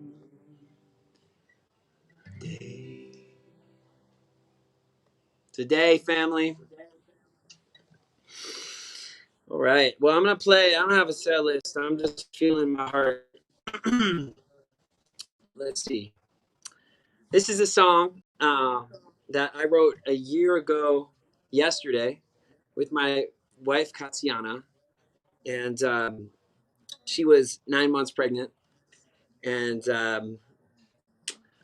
tomorrow is my birthday, my 35th birthday, actually at midnight. And on Monday is a very special day because my baby boy, Kuma, is turning 1. And Katiana, actually, my wife, she went into labor a year ago on my birthday. So the day before that, we were sitting on the beach in British Columbia, and we wrote this song. It's called Summer Babies.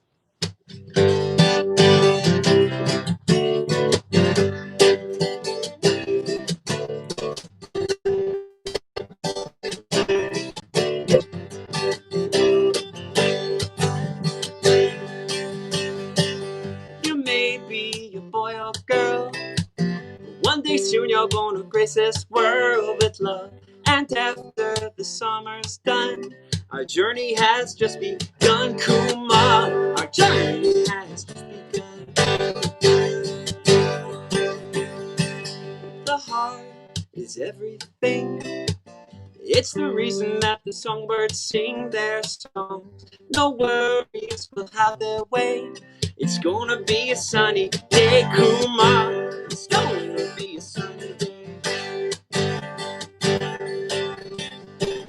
Summer babies are a-coming strong. They make the whole world get along. And if you think that time is moving fast, well, you know you gotta make it last, Kuma. You know you gotta make it last. There's nowhere to run or hide. It's gotta listen to the tides of flow on this rock in outer space, where everyone has a place, Kuma. Where everyone has a place. After this long day is done, and these moments of life come and gone, it's a riddle, a mystery. The journey will set us free, Kuma. The journey will set us free, Kuma. The journey will set us free. Summer babies are a-coming strong. They make the whole world get along. If you think the time is moving fast, well, you know you gotta make it last, Kuma. You know you gotta make it last.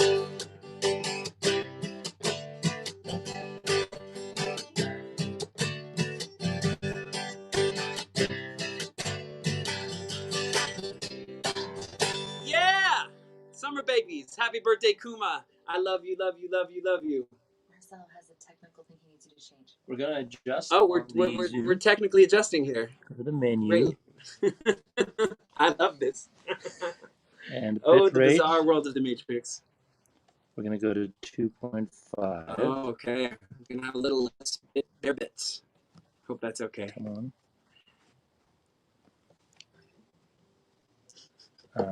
You guys are so cute.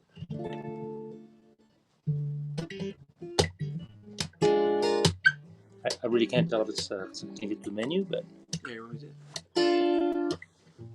I'll call him back and see how it is. Save. Say, there we go. Boom.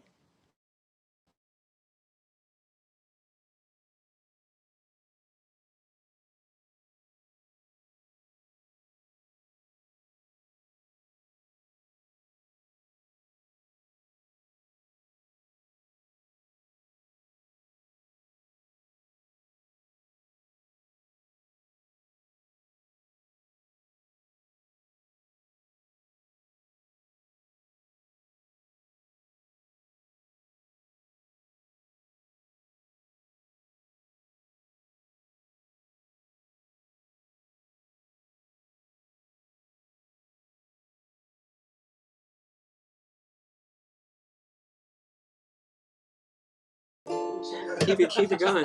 Leave it off. Leave it off. So. Ba-da-da-da-da-da-da-dum. Ba-dum.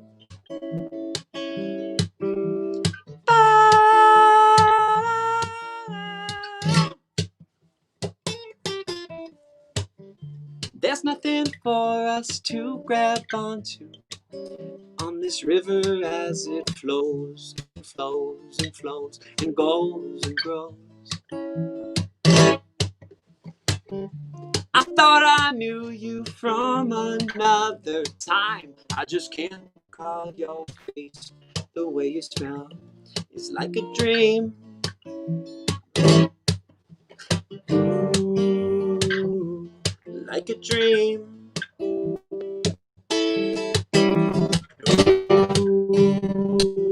gravity. I thought I saw you Newark Airport. You were boarding a jet plane to go somewhere so far away. 8:37 a.m.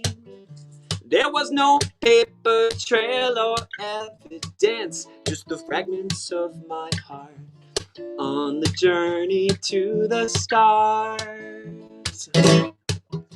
Your love is metaphysical, love is metaphysical, gravity. Your love is metaphysical, love is metaphysical.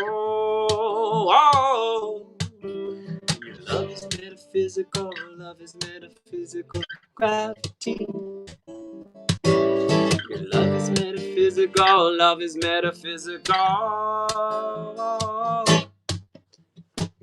We got this crazy time going on in this moment, all separated by technology, exponentially accelerating in every direction. I don't even know if there's a resurrection possible, but I believe in my heart we can do it all together right now. Come on! Piercing the veil of the matrix, I can see you out there. We can do it, we can find a way to co-evolve and make all these esoteric realms come together in a metaphysical creation that evolves beyond our limitations in our soul. Well, I can feel you in my soul. I got no algorithmic, psychographically targeted bullshit that's gonna get in the way of the love that's in my heart for you. Because when we come together, it's always more than we could know.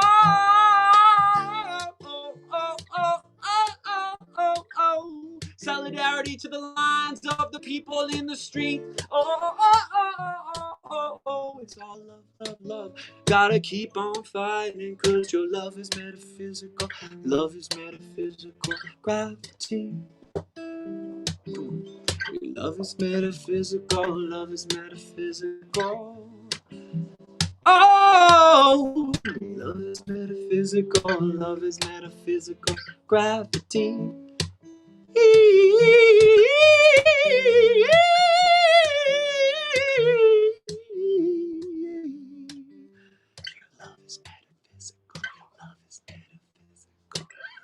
Gravity.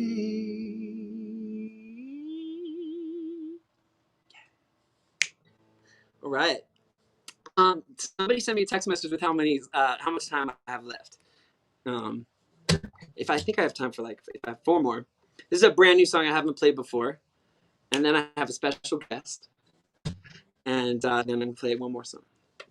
So this is a song I wrote, and some of you out there might relate to some of the lyrics because it's kind of about that. So yeah, it's called "The Ungrounded Dancer." First time playing it.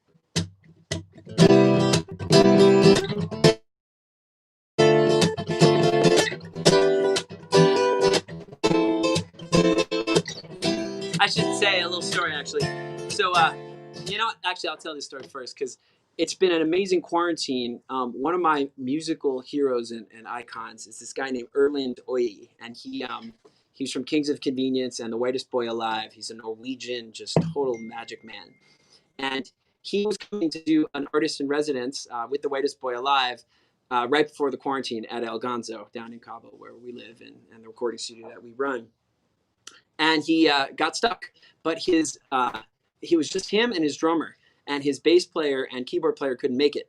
So what ended up happening was that we formed a new band, and we've recorded over 30 songs. We were literally doing a song a day, 6 days a week, and it's been an amazing experience in learning the art of songwriting, and I've been profoundly affected. So this is one of my new prototype songs for y'all. It's called The Ungrounded Dancer.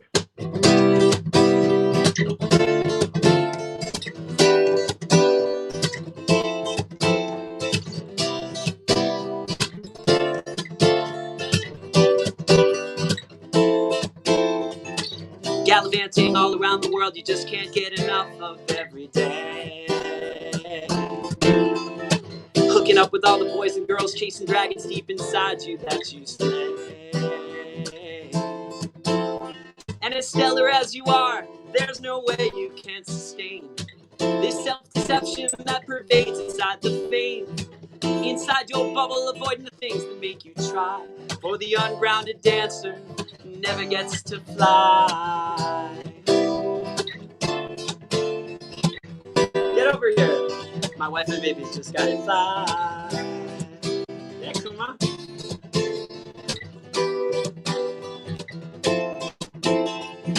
It's your birthday, baby. Don't you know I bought you a new fancy Moroccan roll? Wrap it up around you like a chrysalis, and your psyche will implode. Stuck in the middle of the matrix, don't you see? In a feedback loop of a fake reality. And when the oligarch he flies you to his isle, don't be surprised if it's awkward for a while.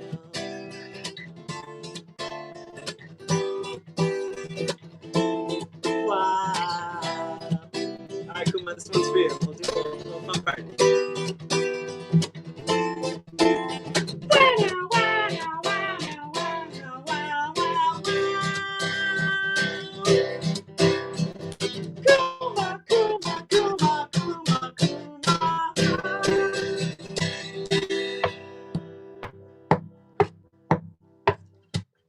Stuck in your boot on a fast from doing nothing to change the world at all.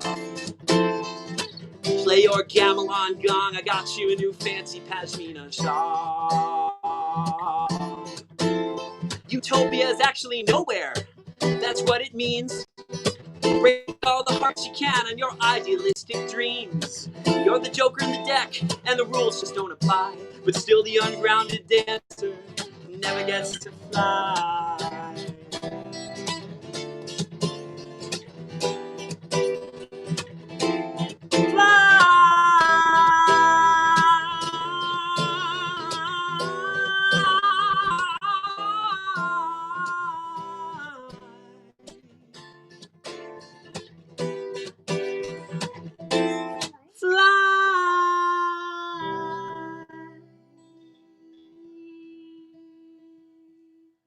Yeah, Kuma. Ruta Litushka. I want to say hi to everybody. Kuma Kite, first birthday. Hi, everybody. Happy birthday, Kuma.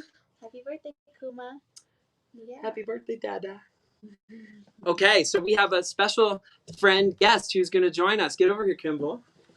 Play a special song. This is the last. The last one. Okay, we're getting. You want to play? No. Let's do this. Say hi, Kuma. We might need a little more light. Yeah, Kuma. Hi. Hello. Okay. Hello. And if we can do Happy one birthday, more Dada. after this next song, that would be awesome. Yeah. Happy birthday, Dada. Ooh. Is that good? Yeah, that's perfect. Here we go. All right. Oh. So thanks for having me. And it's really special to be on the Chosen webcast today, and especially because we were with Tony and him just last week after the launch at SpaceX in Florida. They hosted a dinner for us, and we had a chance to really celebrate a very special moment. And thank you so much, Tony and Hemina. The song that I'm going to sing is the song that I learned for SpaceX. It is their song. They borrowed it from Johnny Cash, and I love playing Johnny Cash. Yeah. So. And it was sent into outer space. Yes, and this song is playing on the roadster somewhere near Mars, just on repeat the entire time.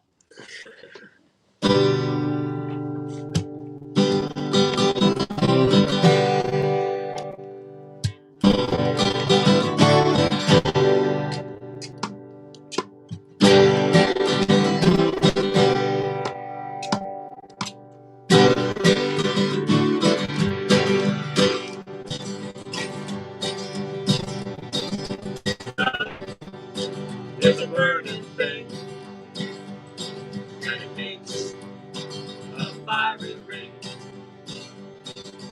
Found my wild desire, I fell into a ring of fire. I fell into a burning ring of fire. I went down, down, down, and the flame went higher, and it burned, burned, burned. The ring of fire, the ring of fire.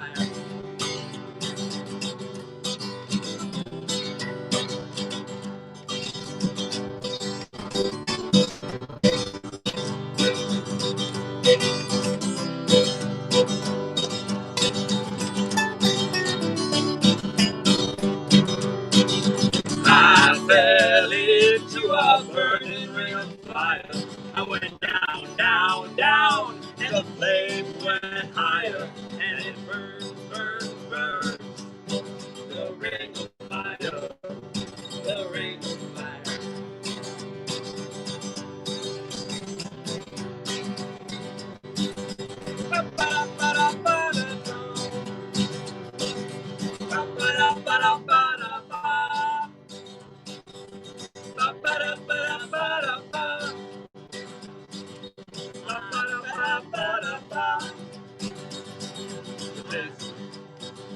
Love is sweet, when hearts like ours meet. I fell for you like a child. Oh, but the fire went wild. I fell into a burning ring of fire. I went down, down, down, and the flame went higher, and it burned, burned, burned. The ring of fire, the ring of fire, and it burns, burns, burns, burns, burns. The ring of fire, the ring of fire.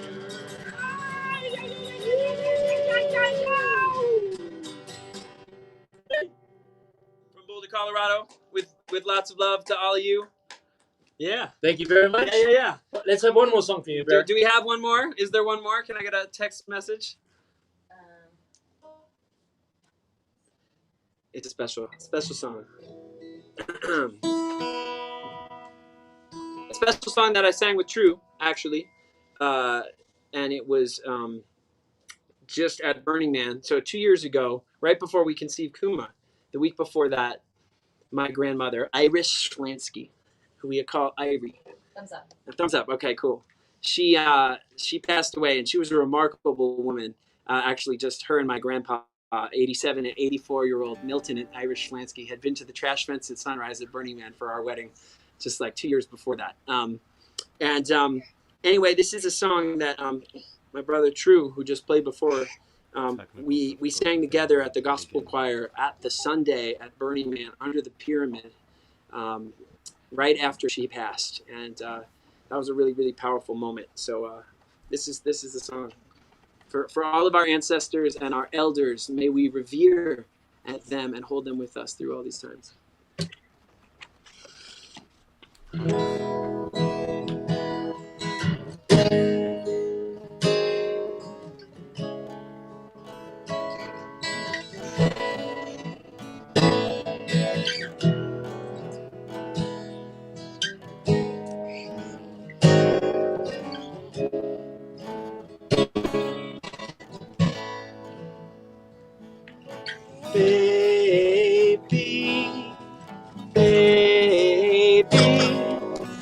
grandma told me music was invented for love.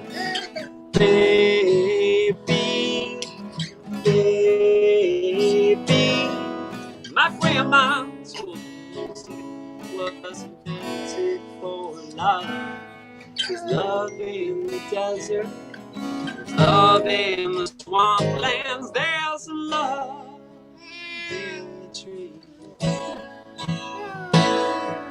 There's love in the heartland, there's love in the quicksand, there's love in a machine. Well, Irie, I know someday we'll go, but our love will flow.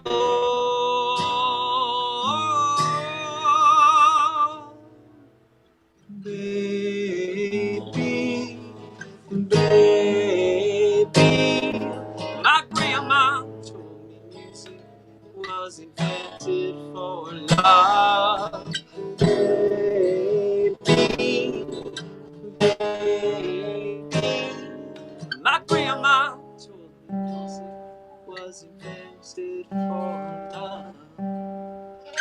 There's love in the soil, there's love in the oil, there's love in the stars. There's love in the mountain, it flows in the city, there's love in your arms. There's love in the heavens, there's love in the distance, there's love, I declare. There's love in living, there's love in dying, there's love everywhere.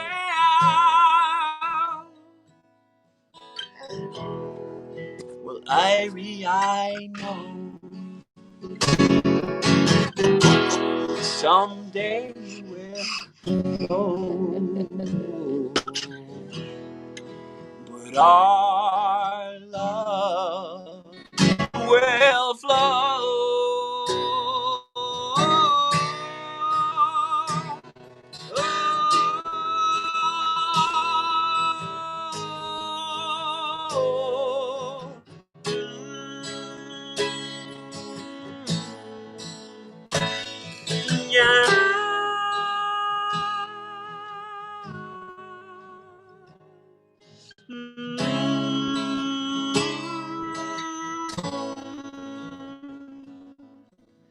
Baby, baby, my grandma told me music was invented for love.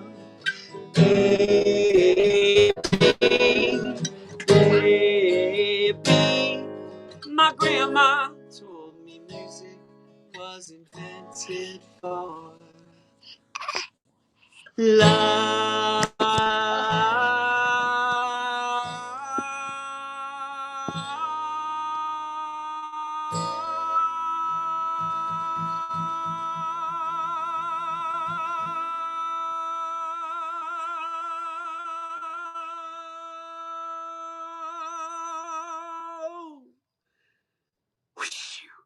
Blessings of love and light to all of our global family. May we find the strength in our hearts to keep fighting the fight of love. Thank you, Tony. Thank you, Jimena. Thank you, Jewel. Thank you, True. Thank you all. Until the next time we meet again.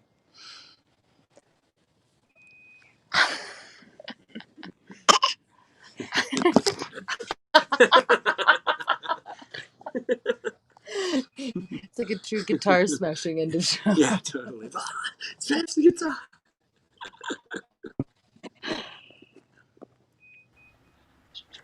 Kimball, can you check my phone? Am I muted? I have no idea what's going King Kuma. Can you check my phone to see if it's on? check to see if Marcelo texted. Testing 1, 2, 3. Testing, testing. Testing 1.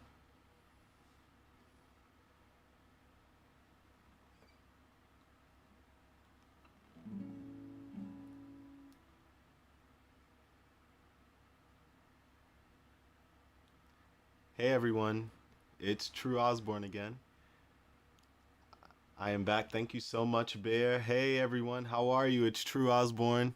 I'm really excited to be back. We had some technical difficulties, and I was asked to come and offer my prayer again, and I'm here.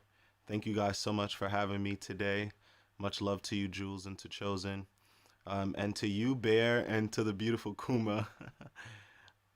I love to see this. I love to see the young play because it just shows that we all have a lot more learning to do and some learning to undo. So I'm just here to spread the love and the light.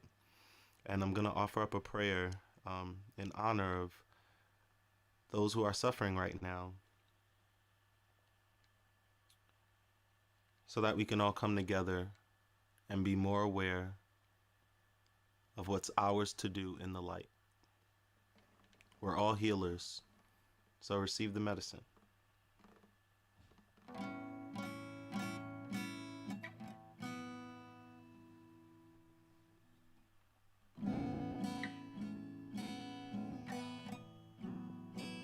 Oh, oh, oh. Whoa, whoa.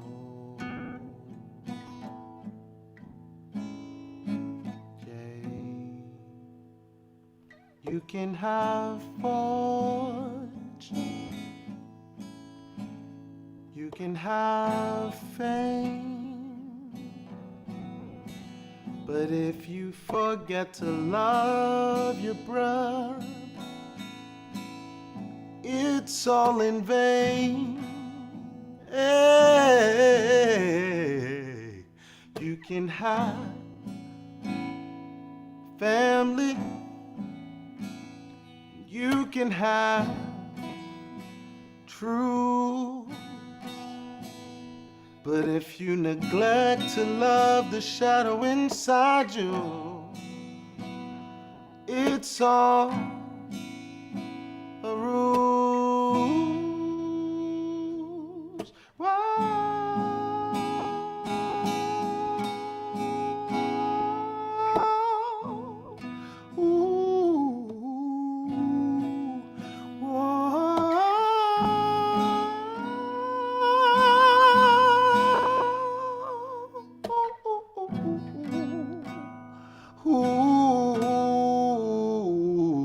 You can have fortune,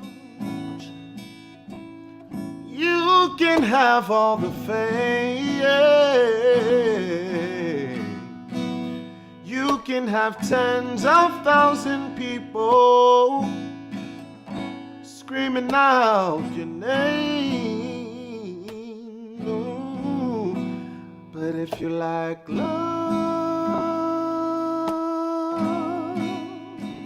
the simplest of things, if you like love, the most sacred of things, it's all in vain. It's all in vain. It's all in vain. It's all in vain.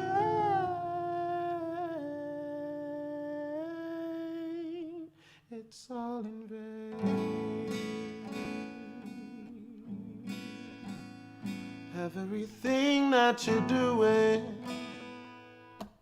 if love's not in it, then it's all in vain. Ooh, it's all in vain. Oh,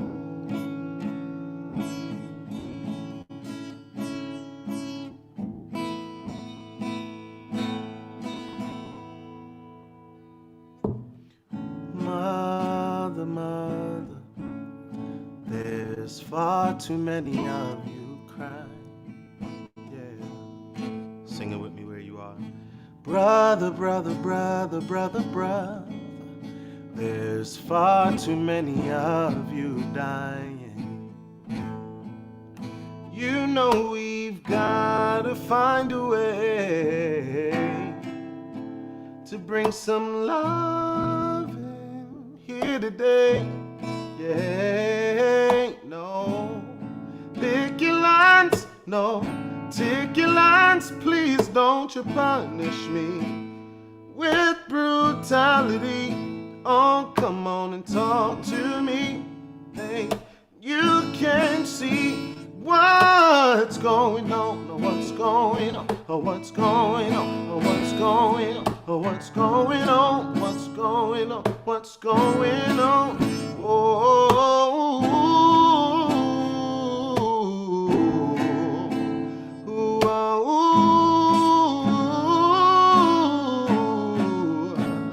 I wanna know what's going on.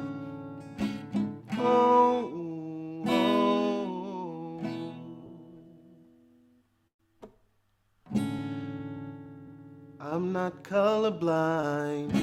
I know the world is black and white.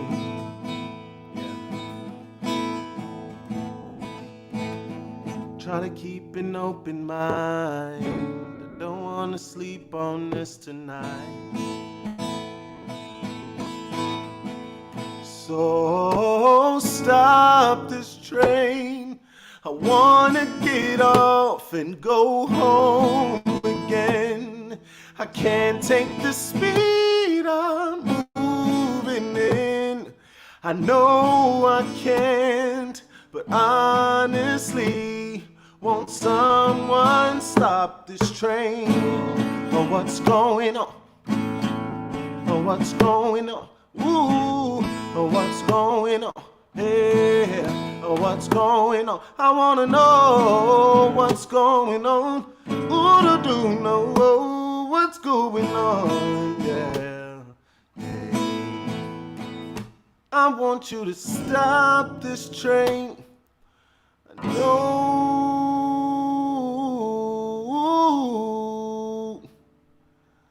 I wanna get off and get home again. I can't take the speed I'm moving in. I know I can't, but honestly, won't someone stop this train? Stop this train. Someone stop this train.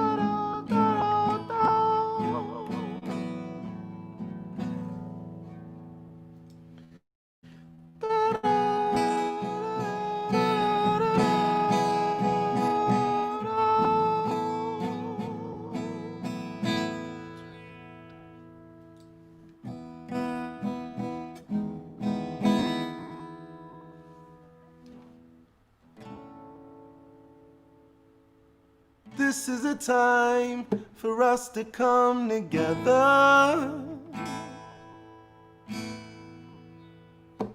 for us to align, and come together.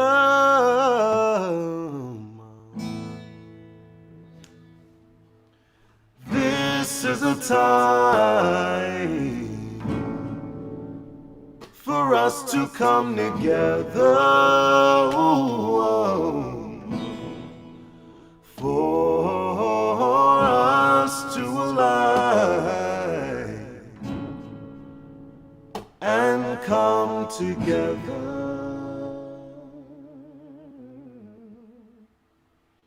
and come together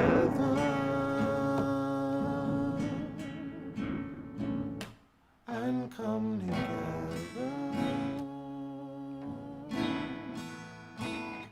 and come together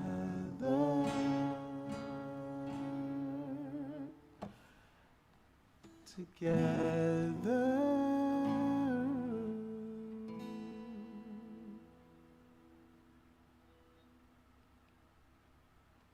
Thank you so much.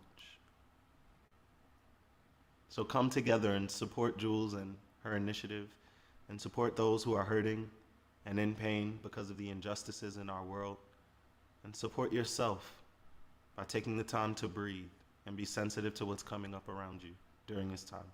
Thank you again, Chosen. Thank you, Jules. Thank you, Bear. Thank you, Marcella. And thank you, all of you. My name is True Osborne, and it's a pleasure to be here with you all tonight. Bless you.